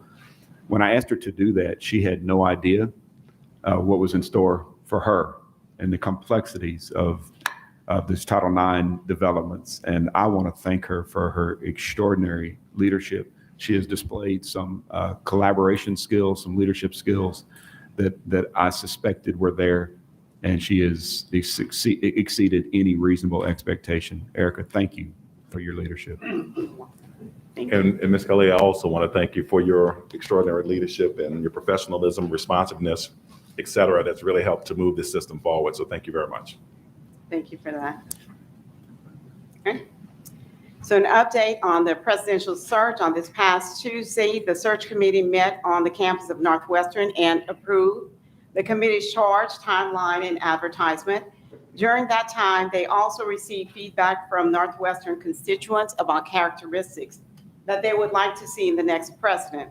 We will use that feedback to develop a list of desired qualifications that will be posted to our website and shared with you and the search committee members. As of yesterday, the advertisement has been published to the following sites: Chronicle, Women in Higher Education, Inside Higher Education, and Journal of Blacks in Higher Education. We plan to advertise in other publications in the coming weeks. The preferred application date is October 8th, and the committee will meet the following week to review applications and select semifinalists to be interviewed on Northwestern's campus. Those semifinalists, I said that, will be interviewed. They'll be interviewed the week of November 1st, and we plan to conduct a special board meeting here in Baton Rouge on November 8th, where you will have an opportunity to interview the finalists and select Northwestern's next president. We have an engaged search committee, engaged stakeholders, and look forward to receiving a diverse pool of applicants. And so as a result, we anticipate a successful search. Any questions? Just what are you doing in your spare time, Erica? Thank you very much. Thank you. Appreciate the opportunity. Management and Leadership Institute and Caprice IU is here. Caprice, thank you for your exemplary leadership of this program. The fifth cohort, which is hard to believe, of the Universities of Louisiana Management and Leadership Institute kicked off their year last week with their first meeting at the University of Louisiana at Lafayette. Like previous classes, this group displays significant promise for the future of our member institutions, and we look forward to getting to know them and seeing their projects over the next 9 months. The fourth cohort, who had to meet virtually for their entire experience, only meeting in person for the first time during the presentation for our board in June, they're looking forward to visiting all the member institutions in the coming year as well. They'll do it as a reward for the hours upon hours of Zoom meetings that they endured last year. I know they're very much looking forward to continuing to cultivate the relationships while familiarizing themselves with our non-distinct campus cultures. Compete Louisiana. When we launched Compete LA, we had a big vision on the impact of the program and what it could do when it comes to educational attainment in this state. We're proud of how we've sustained the program thus far on word of mouth, earned media, and a small investment in digital media. Cammie Geisman will come tell us about the plan to achieve our next phase of growth and bring this program to scale. Thank you, Soon to Dr. be Dr. Geisman. No. Or Ms. Geisman. That announcement doesn't need to be made. Thank you for having me, Chair Carter and the rest of the board. Compete LA is such a fun project to work on. And like Dr. Henderson said, we've experienced a lot of success thus far, not with little work, but with just a lot of luck with our work. So in June, we launched our corporate partnership program. We kind of piloted with the state of Louisiana. Commissioner Darden sent out a message to all of state employees, and we had this landing page that you can see in front of you set up for state employees. And since launching that page, actually in July, we've had 7,500 visits to that page, and we believe that resulted in approximately 1,000 new applicants to our program through state employment. Our coaches are working hard with those folks now to get them enrolled, and hopefully we'll have a little profile of one or two of them to share with you at the next board meeting. So by piloting this corporate partnership, we realized that the one-on-one outreach from your employer was really powerful. And so we're going to expand that in the coming months. And if you can go to the next slide. So this corporate partnership is really a win for both parties. The employees are committed to development. They'll perform better, and offering incentives and flexibility will improve employee retention. So 56% of employers already offer educational assistance benefits. And we hope through this partnership program, we'll encourage those companies we're partnering with to offer employment benefits such as tuition reimbursement or payment, educational leave, student loan repayment, and then, of course, salary increases upon degree completion. So real quick on how it works, we provide a custom co-branded webpage promoting the company's educational benefits that they will share with their employees. We'll share that partnership and promote on our social media channels as well. And then, of course, their employees will have easy access to Compete LA's already fantastic features, coaching, flexible degree offerings, and then discounted tuition. So that's it. So we've left a card holder on each of your areas that has cards that you can hand out to folks you meet in your communities to tell them more about Compete LA. If you have a conversation in the grocery line, stay 6 feet apart, of course, but if you have a conversation, pass that along. And we've also left you a partnership packet for corporate partnership and to share with any companies who you think may be interested in promoting Compete LA. So any questions? Good. Thank you, Cammie, and thank you for selecting No, such. you're not going to. One more thing. This is sadly Jessie Gabor's last board meeting. Jessie has been with us for 3 years. She started as our grad assistant, has really just elevated our brand, organized us, is the most efficient person you will work with, one of the kindest people you will work with. She has gotten a huge opportunity in Philadelphia that fell in her lap. She was not looking to leave my side. It fell in her lap. And as sad as I am, I'm so proud of her. She's going to do great things. And I'm so appreciative. So thank you, Jessie.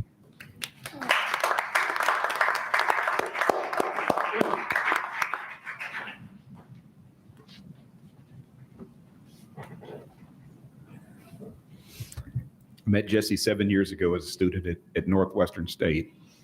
And I'm very, very proud of her. I'm going to ask Tom Hoover to come forward. I apologize. You don't understand. Jessie was one of those students. She was in my social media class. She was one of the first students that interviewed me when I came on campus. When she came to LSU to get her master's degree, and she came and worked with us in the office. She just exemplified the promise of our universities. And when she goes to Philadelphia, she's going to be working with another student of mine that was in that same class that she met. And I remember the two of them being so impressive, Caitlin Ramos, and to see her get this opportunity to move to Philadelphia and explore the world. I'm just so proud of her. So thank you, Jessie. Ask Tom Hoover. Tom Hoover is at Louisiana Tech. And we are, one of the things that makes us powerful as a system is the amount of talent that we have scattered throughout the state. Supervisor Kitchen and I corresponded about cybersecurity. And it seems like that there's not a day that goes by without hearing about some kind of big cyber attack or data breach at organizations across the country. So Tom is Louisiana Tech's Chief Information Officer. He's our systems content officer, expert on information technology, and asked him to share an assessment of our cyber risk, some opportunities for external assessment, and a collective path forward to ensure the safety of our most sensitive data and systems. Tom, welcome. Thank you. Yes, sir. Just a little task there, but thank you. So yes, conducted a survey, sent out a survey to the 9 campuses and got some great feedback as far as existing policies, looking at the current environment, documentation, and looking for opportunities to improve. The second that is we've created a system of a UL system, I call it IT network, really establishing collaboration and communication between all the different campuses. We all are definitely all unique. However, when it comes to cybersecurity and these kind of things, essentially we're still fighting the same battle. We're still starting to establish and obviously keep our network secure. And a lot of those are very, very similar, but we can work together. And we definitely have a lot more power if we leverage, one university trying to do it on their own versus 9 universities. Like I was talking about Dr. Henderson earlier, we have a huge power here in the system, and this is an opportunity for us to work together to improve on this. As far as, some of the things we've talked about moving forward is one of the things is campus penetration testing. We can reach out to the Department of Homeland Security, to FBI, and some of our other partners to have them actually do some penetration testing where they're outside of our campuses and seeing what networks they can get into, see what data they can get access to on our campus. I think this will be tremendous. And the whole thing is, any chief information security officer will tell you the most secure network is one that has nothing on it. Obviously, we all know we can't do that. We're dependent on it. However, our whole thing and my thing is to reduce risk as much as possible and to minimize our exposure. And that's what we're trying to do through this. So we'll do risk assessments and work together collaboratively to see where we might have some risk, and some of the documentation that has been sent in from the campuses does give us some of the things that the saying is, what do you lose sleep at night on? And these are the things that each of the different campuses have sent to us and say, this is the things we lose sleep on. We lose sleep on at night. So what we'll do is we'll look through those and try and work on them together to see how, again, we can make it more secure. We can also be developing best practices and looking at some of the other places. Again, this isn't rocket science.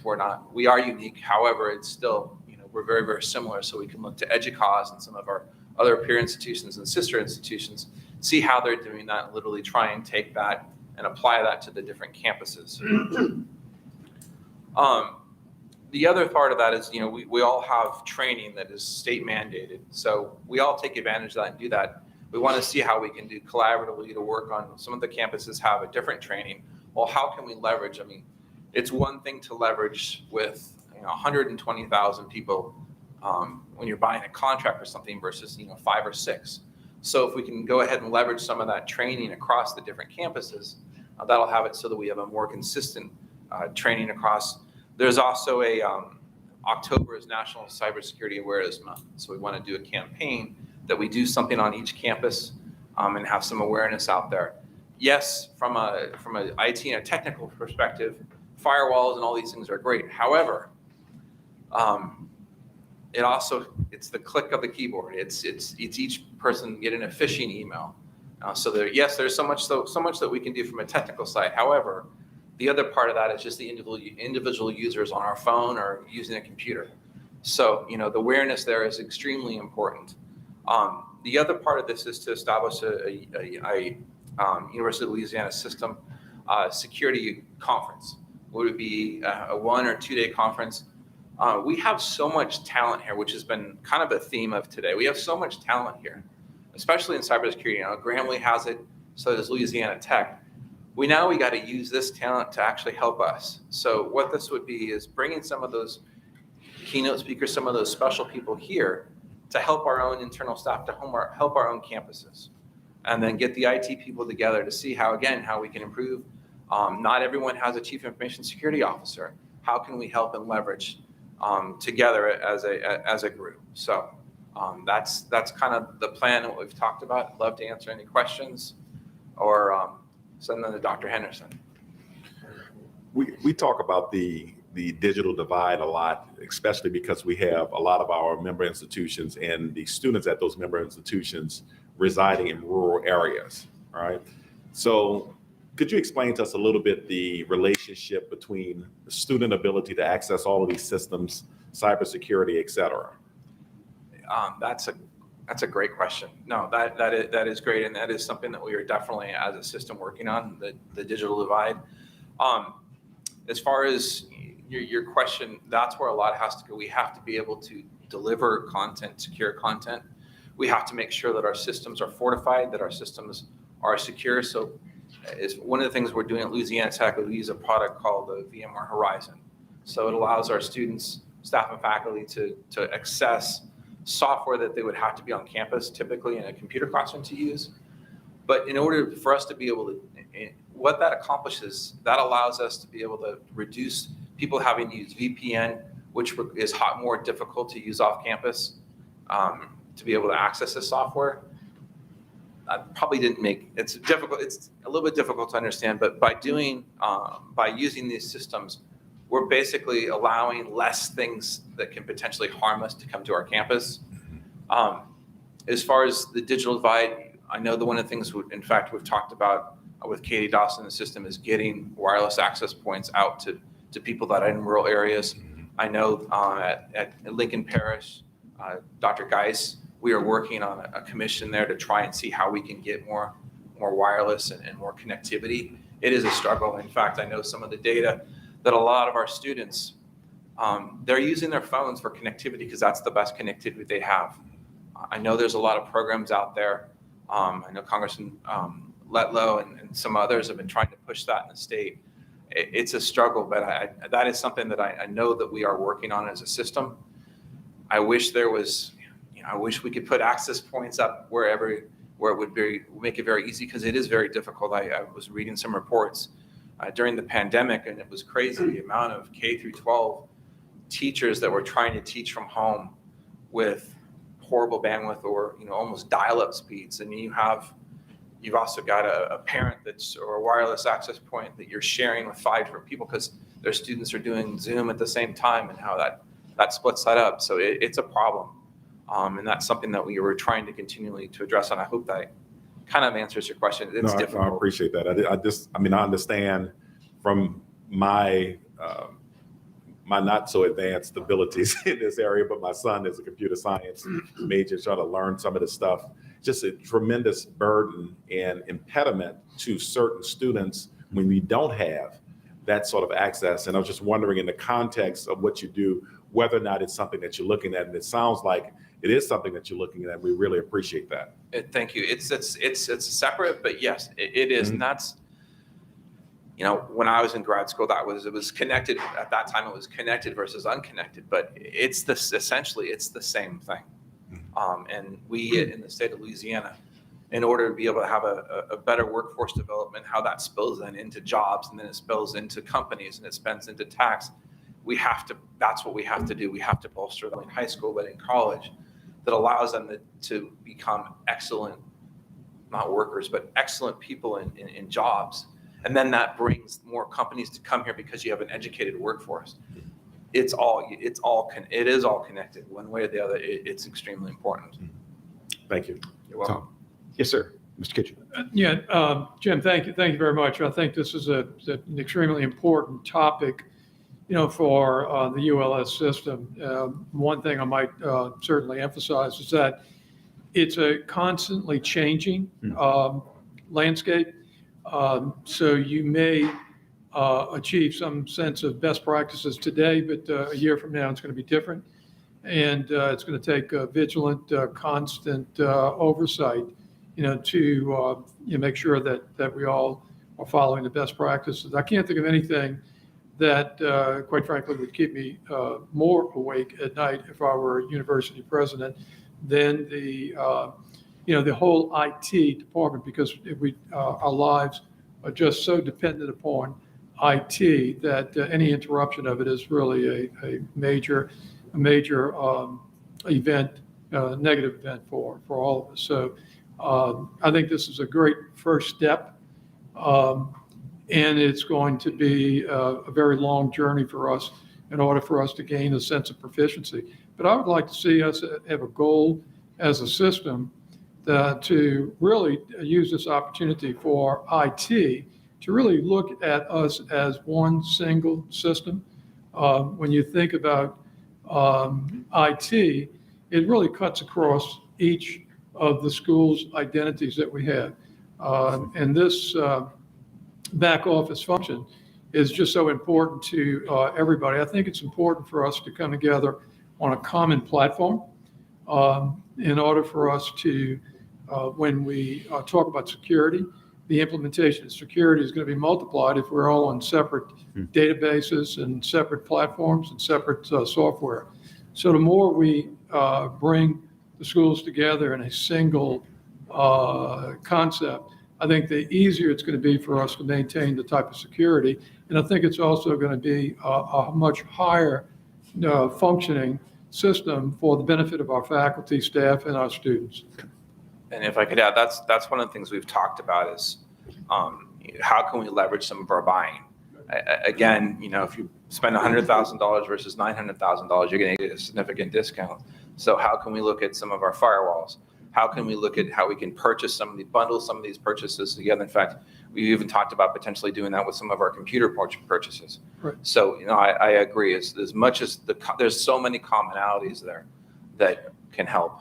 The technology changes so quickly that each school or the system really needs to have what I call a tech refresh program and have a very disciplined replacement process so that everybody is going to get, say, for example, a new laptop or a new desktop every 3 years or 4 years.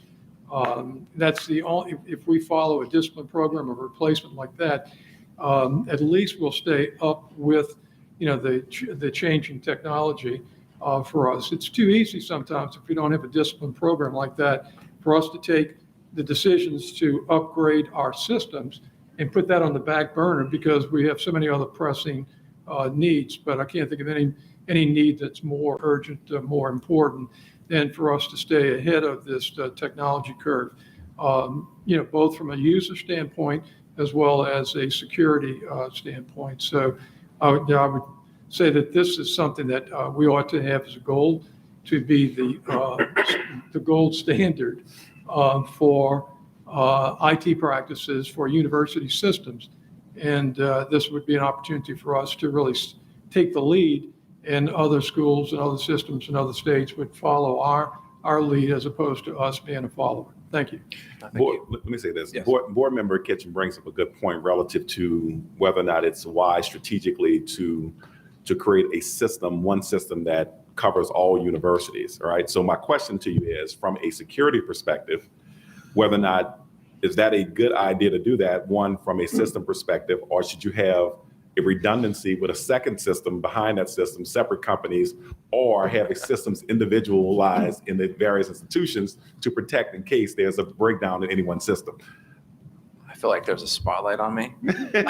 There it is. Can I comment on that first? I will tell you that just my my belief is that it would be a better system of security if we had one IT department that could service the needs for all of our universities. We would have the ability to focus our efforts and resources, on the software and the hardware and the people that would enable us to have the confidence that we're being protected.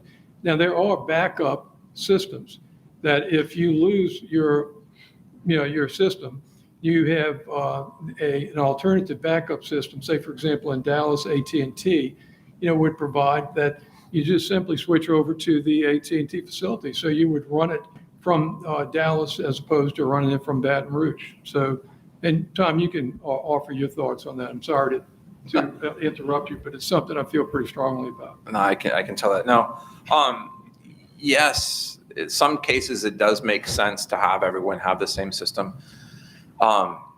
Sometimes that's because of different purchase cycles. That's not possible. In a dream world, yeah, if everyone had the same system, you can't have, when I'm talking about different hardware pieces of hardware, yeah, it would make sense to have everyone have the same. However, that's not always, there's different uses. Some of our campuses are tremendously a lot larger than others. Some of them have a lot more research, so you're going to have a lot more security than others. So, as much, yes, I mean, I'm not kind of answering your question. It's a hard question sometimes because the cookie cutter approach does work a lot. However, sometimes, there is some reasons to have some changes or some modifications.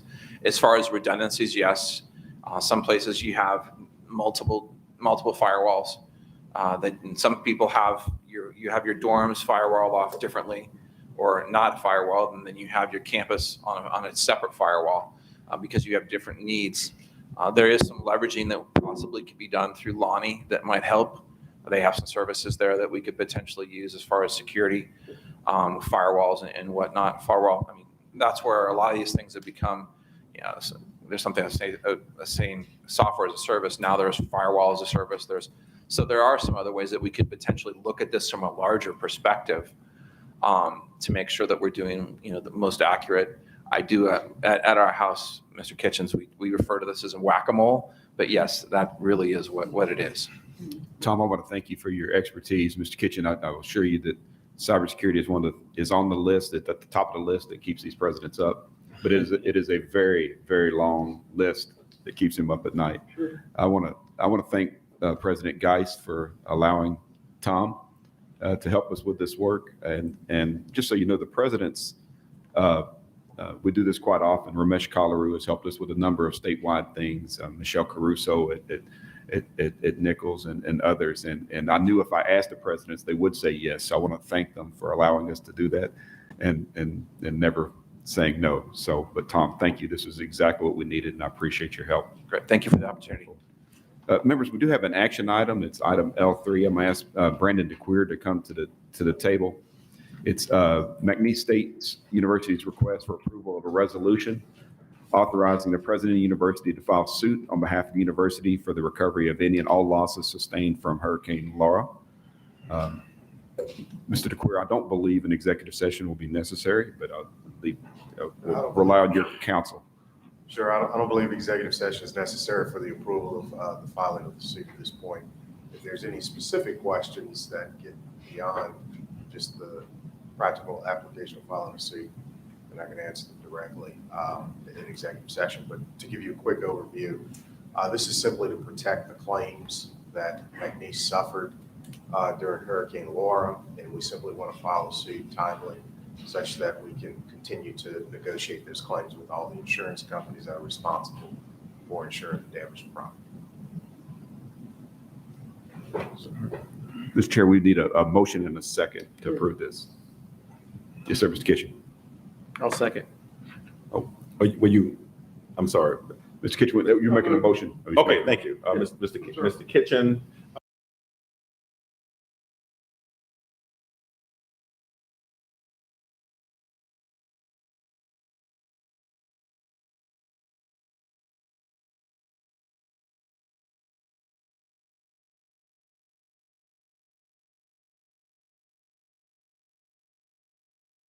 Board Chair's report.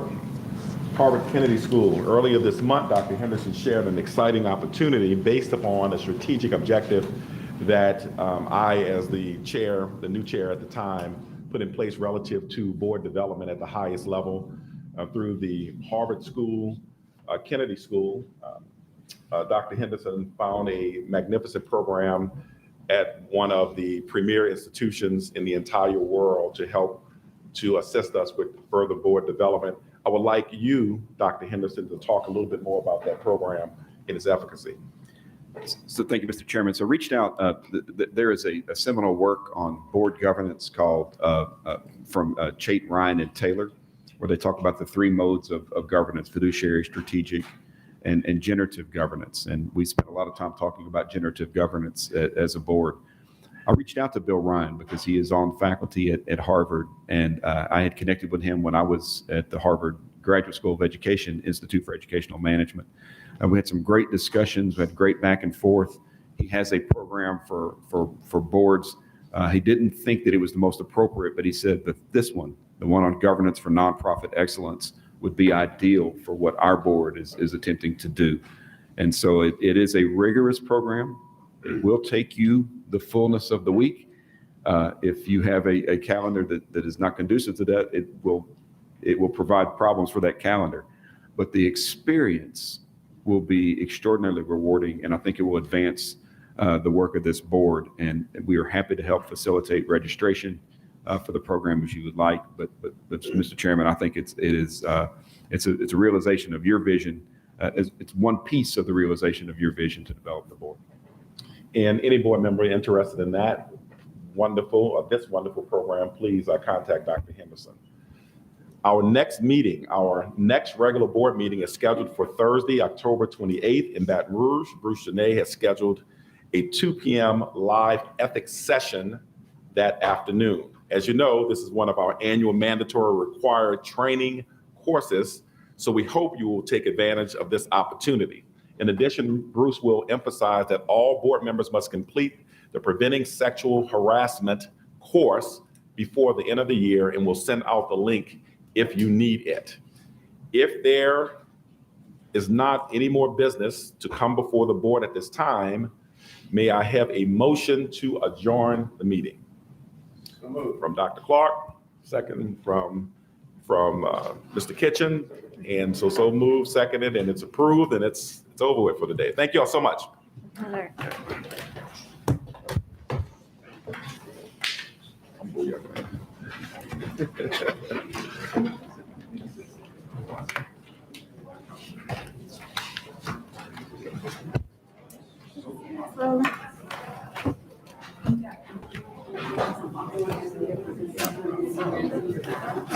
I thought you were going to start us out.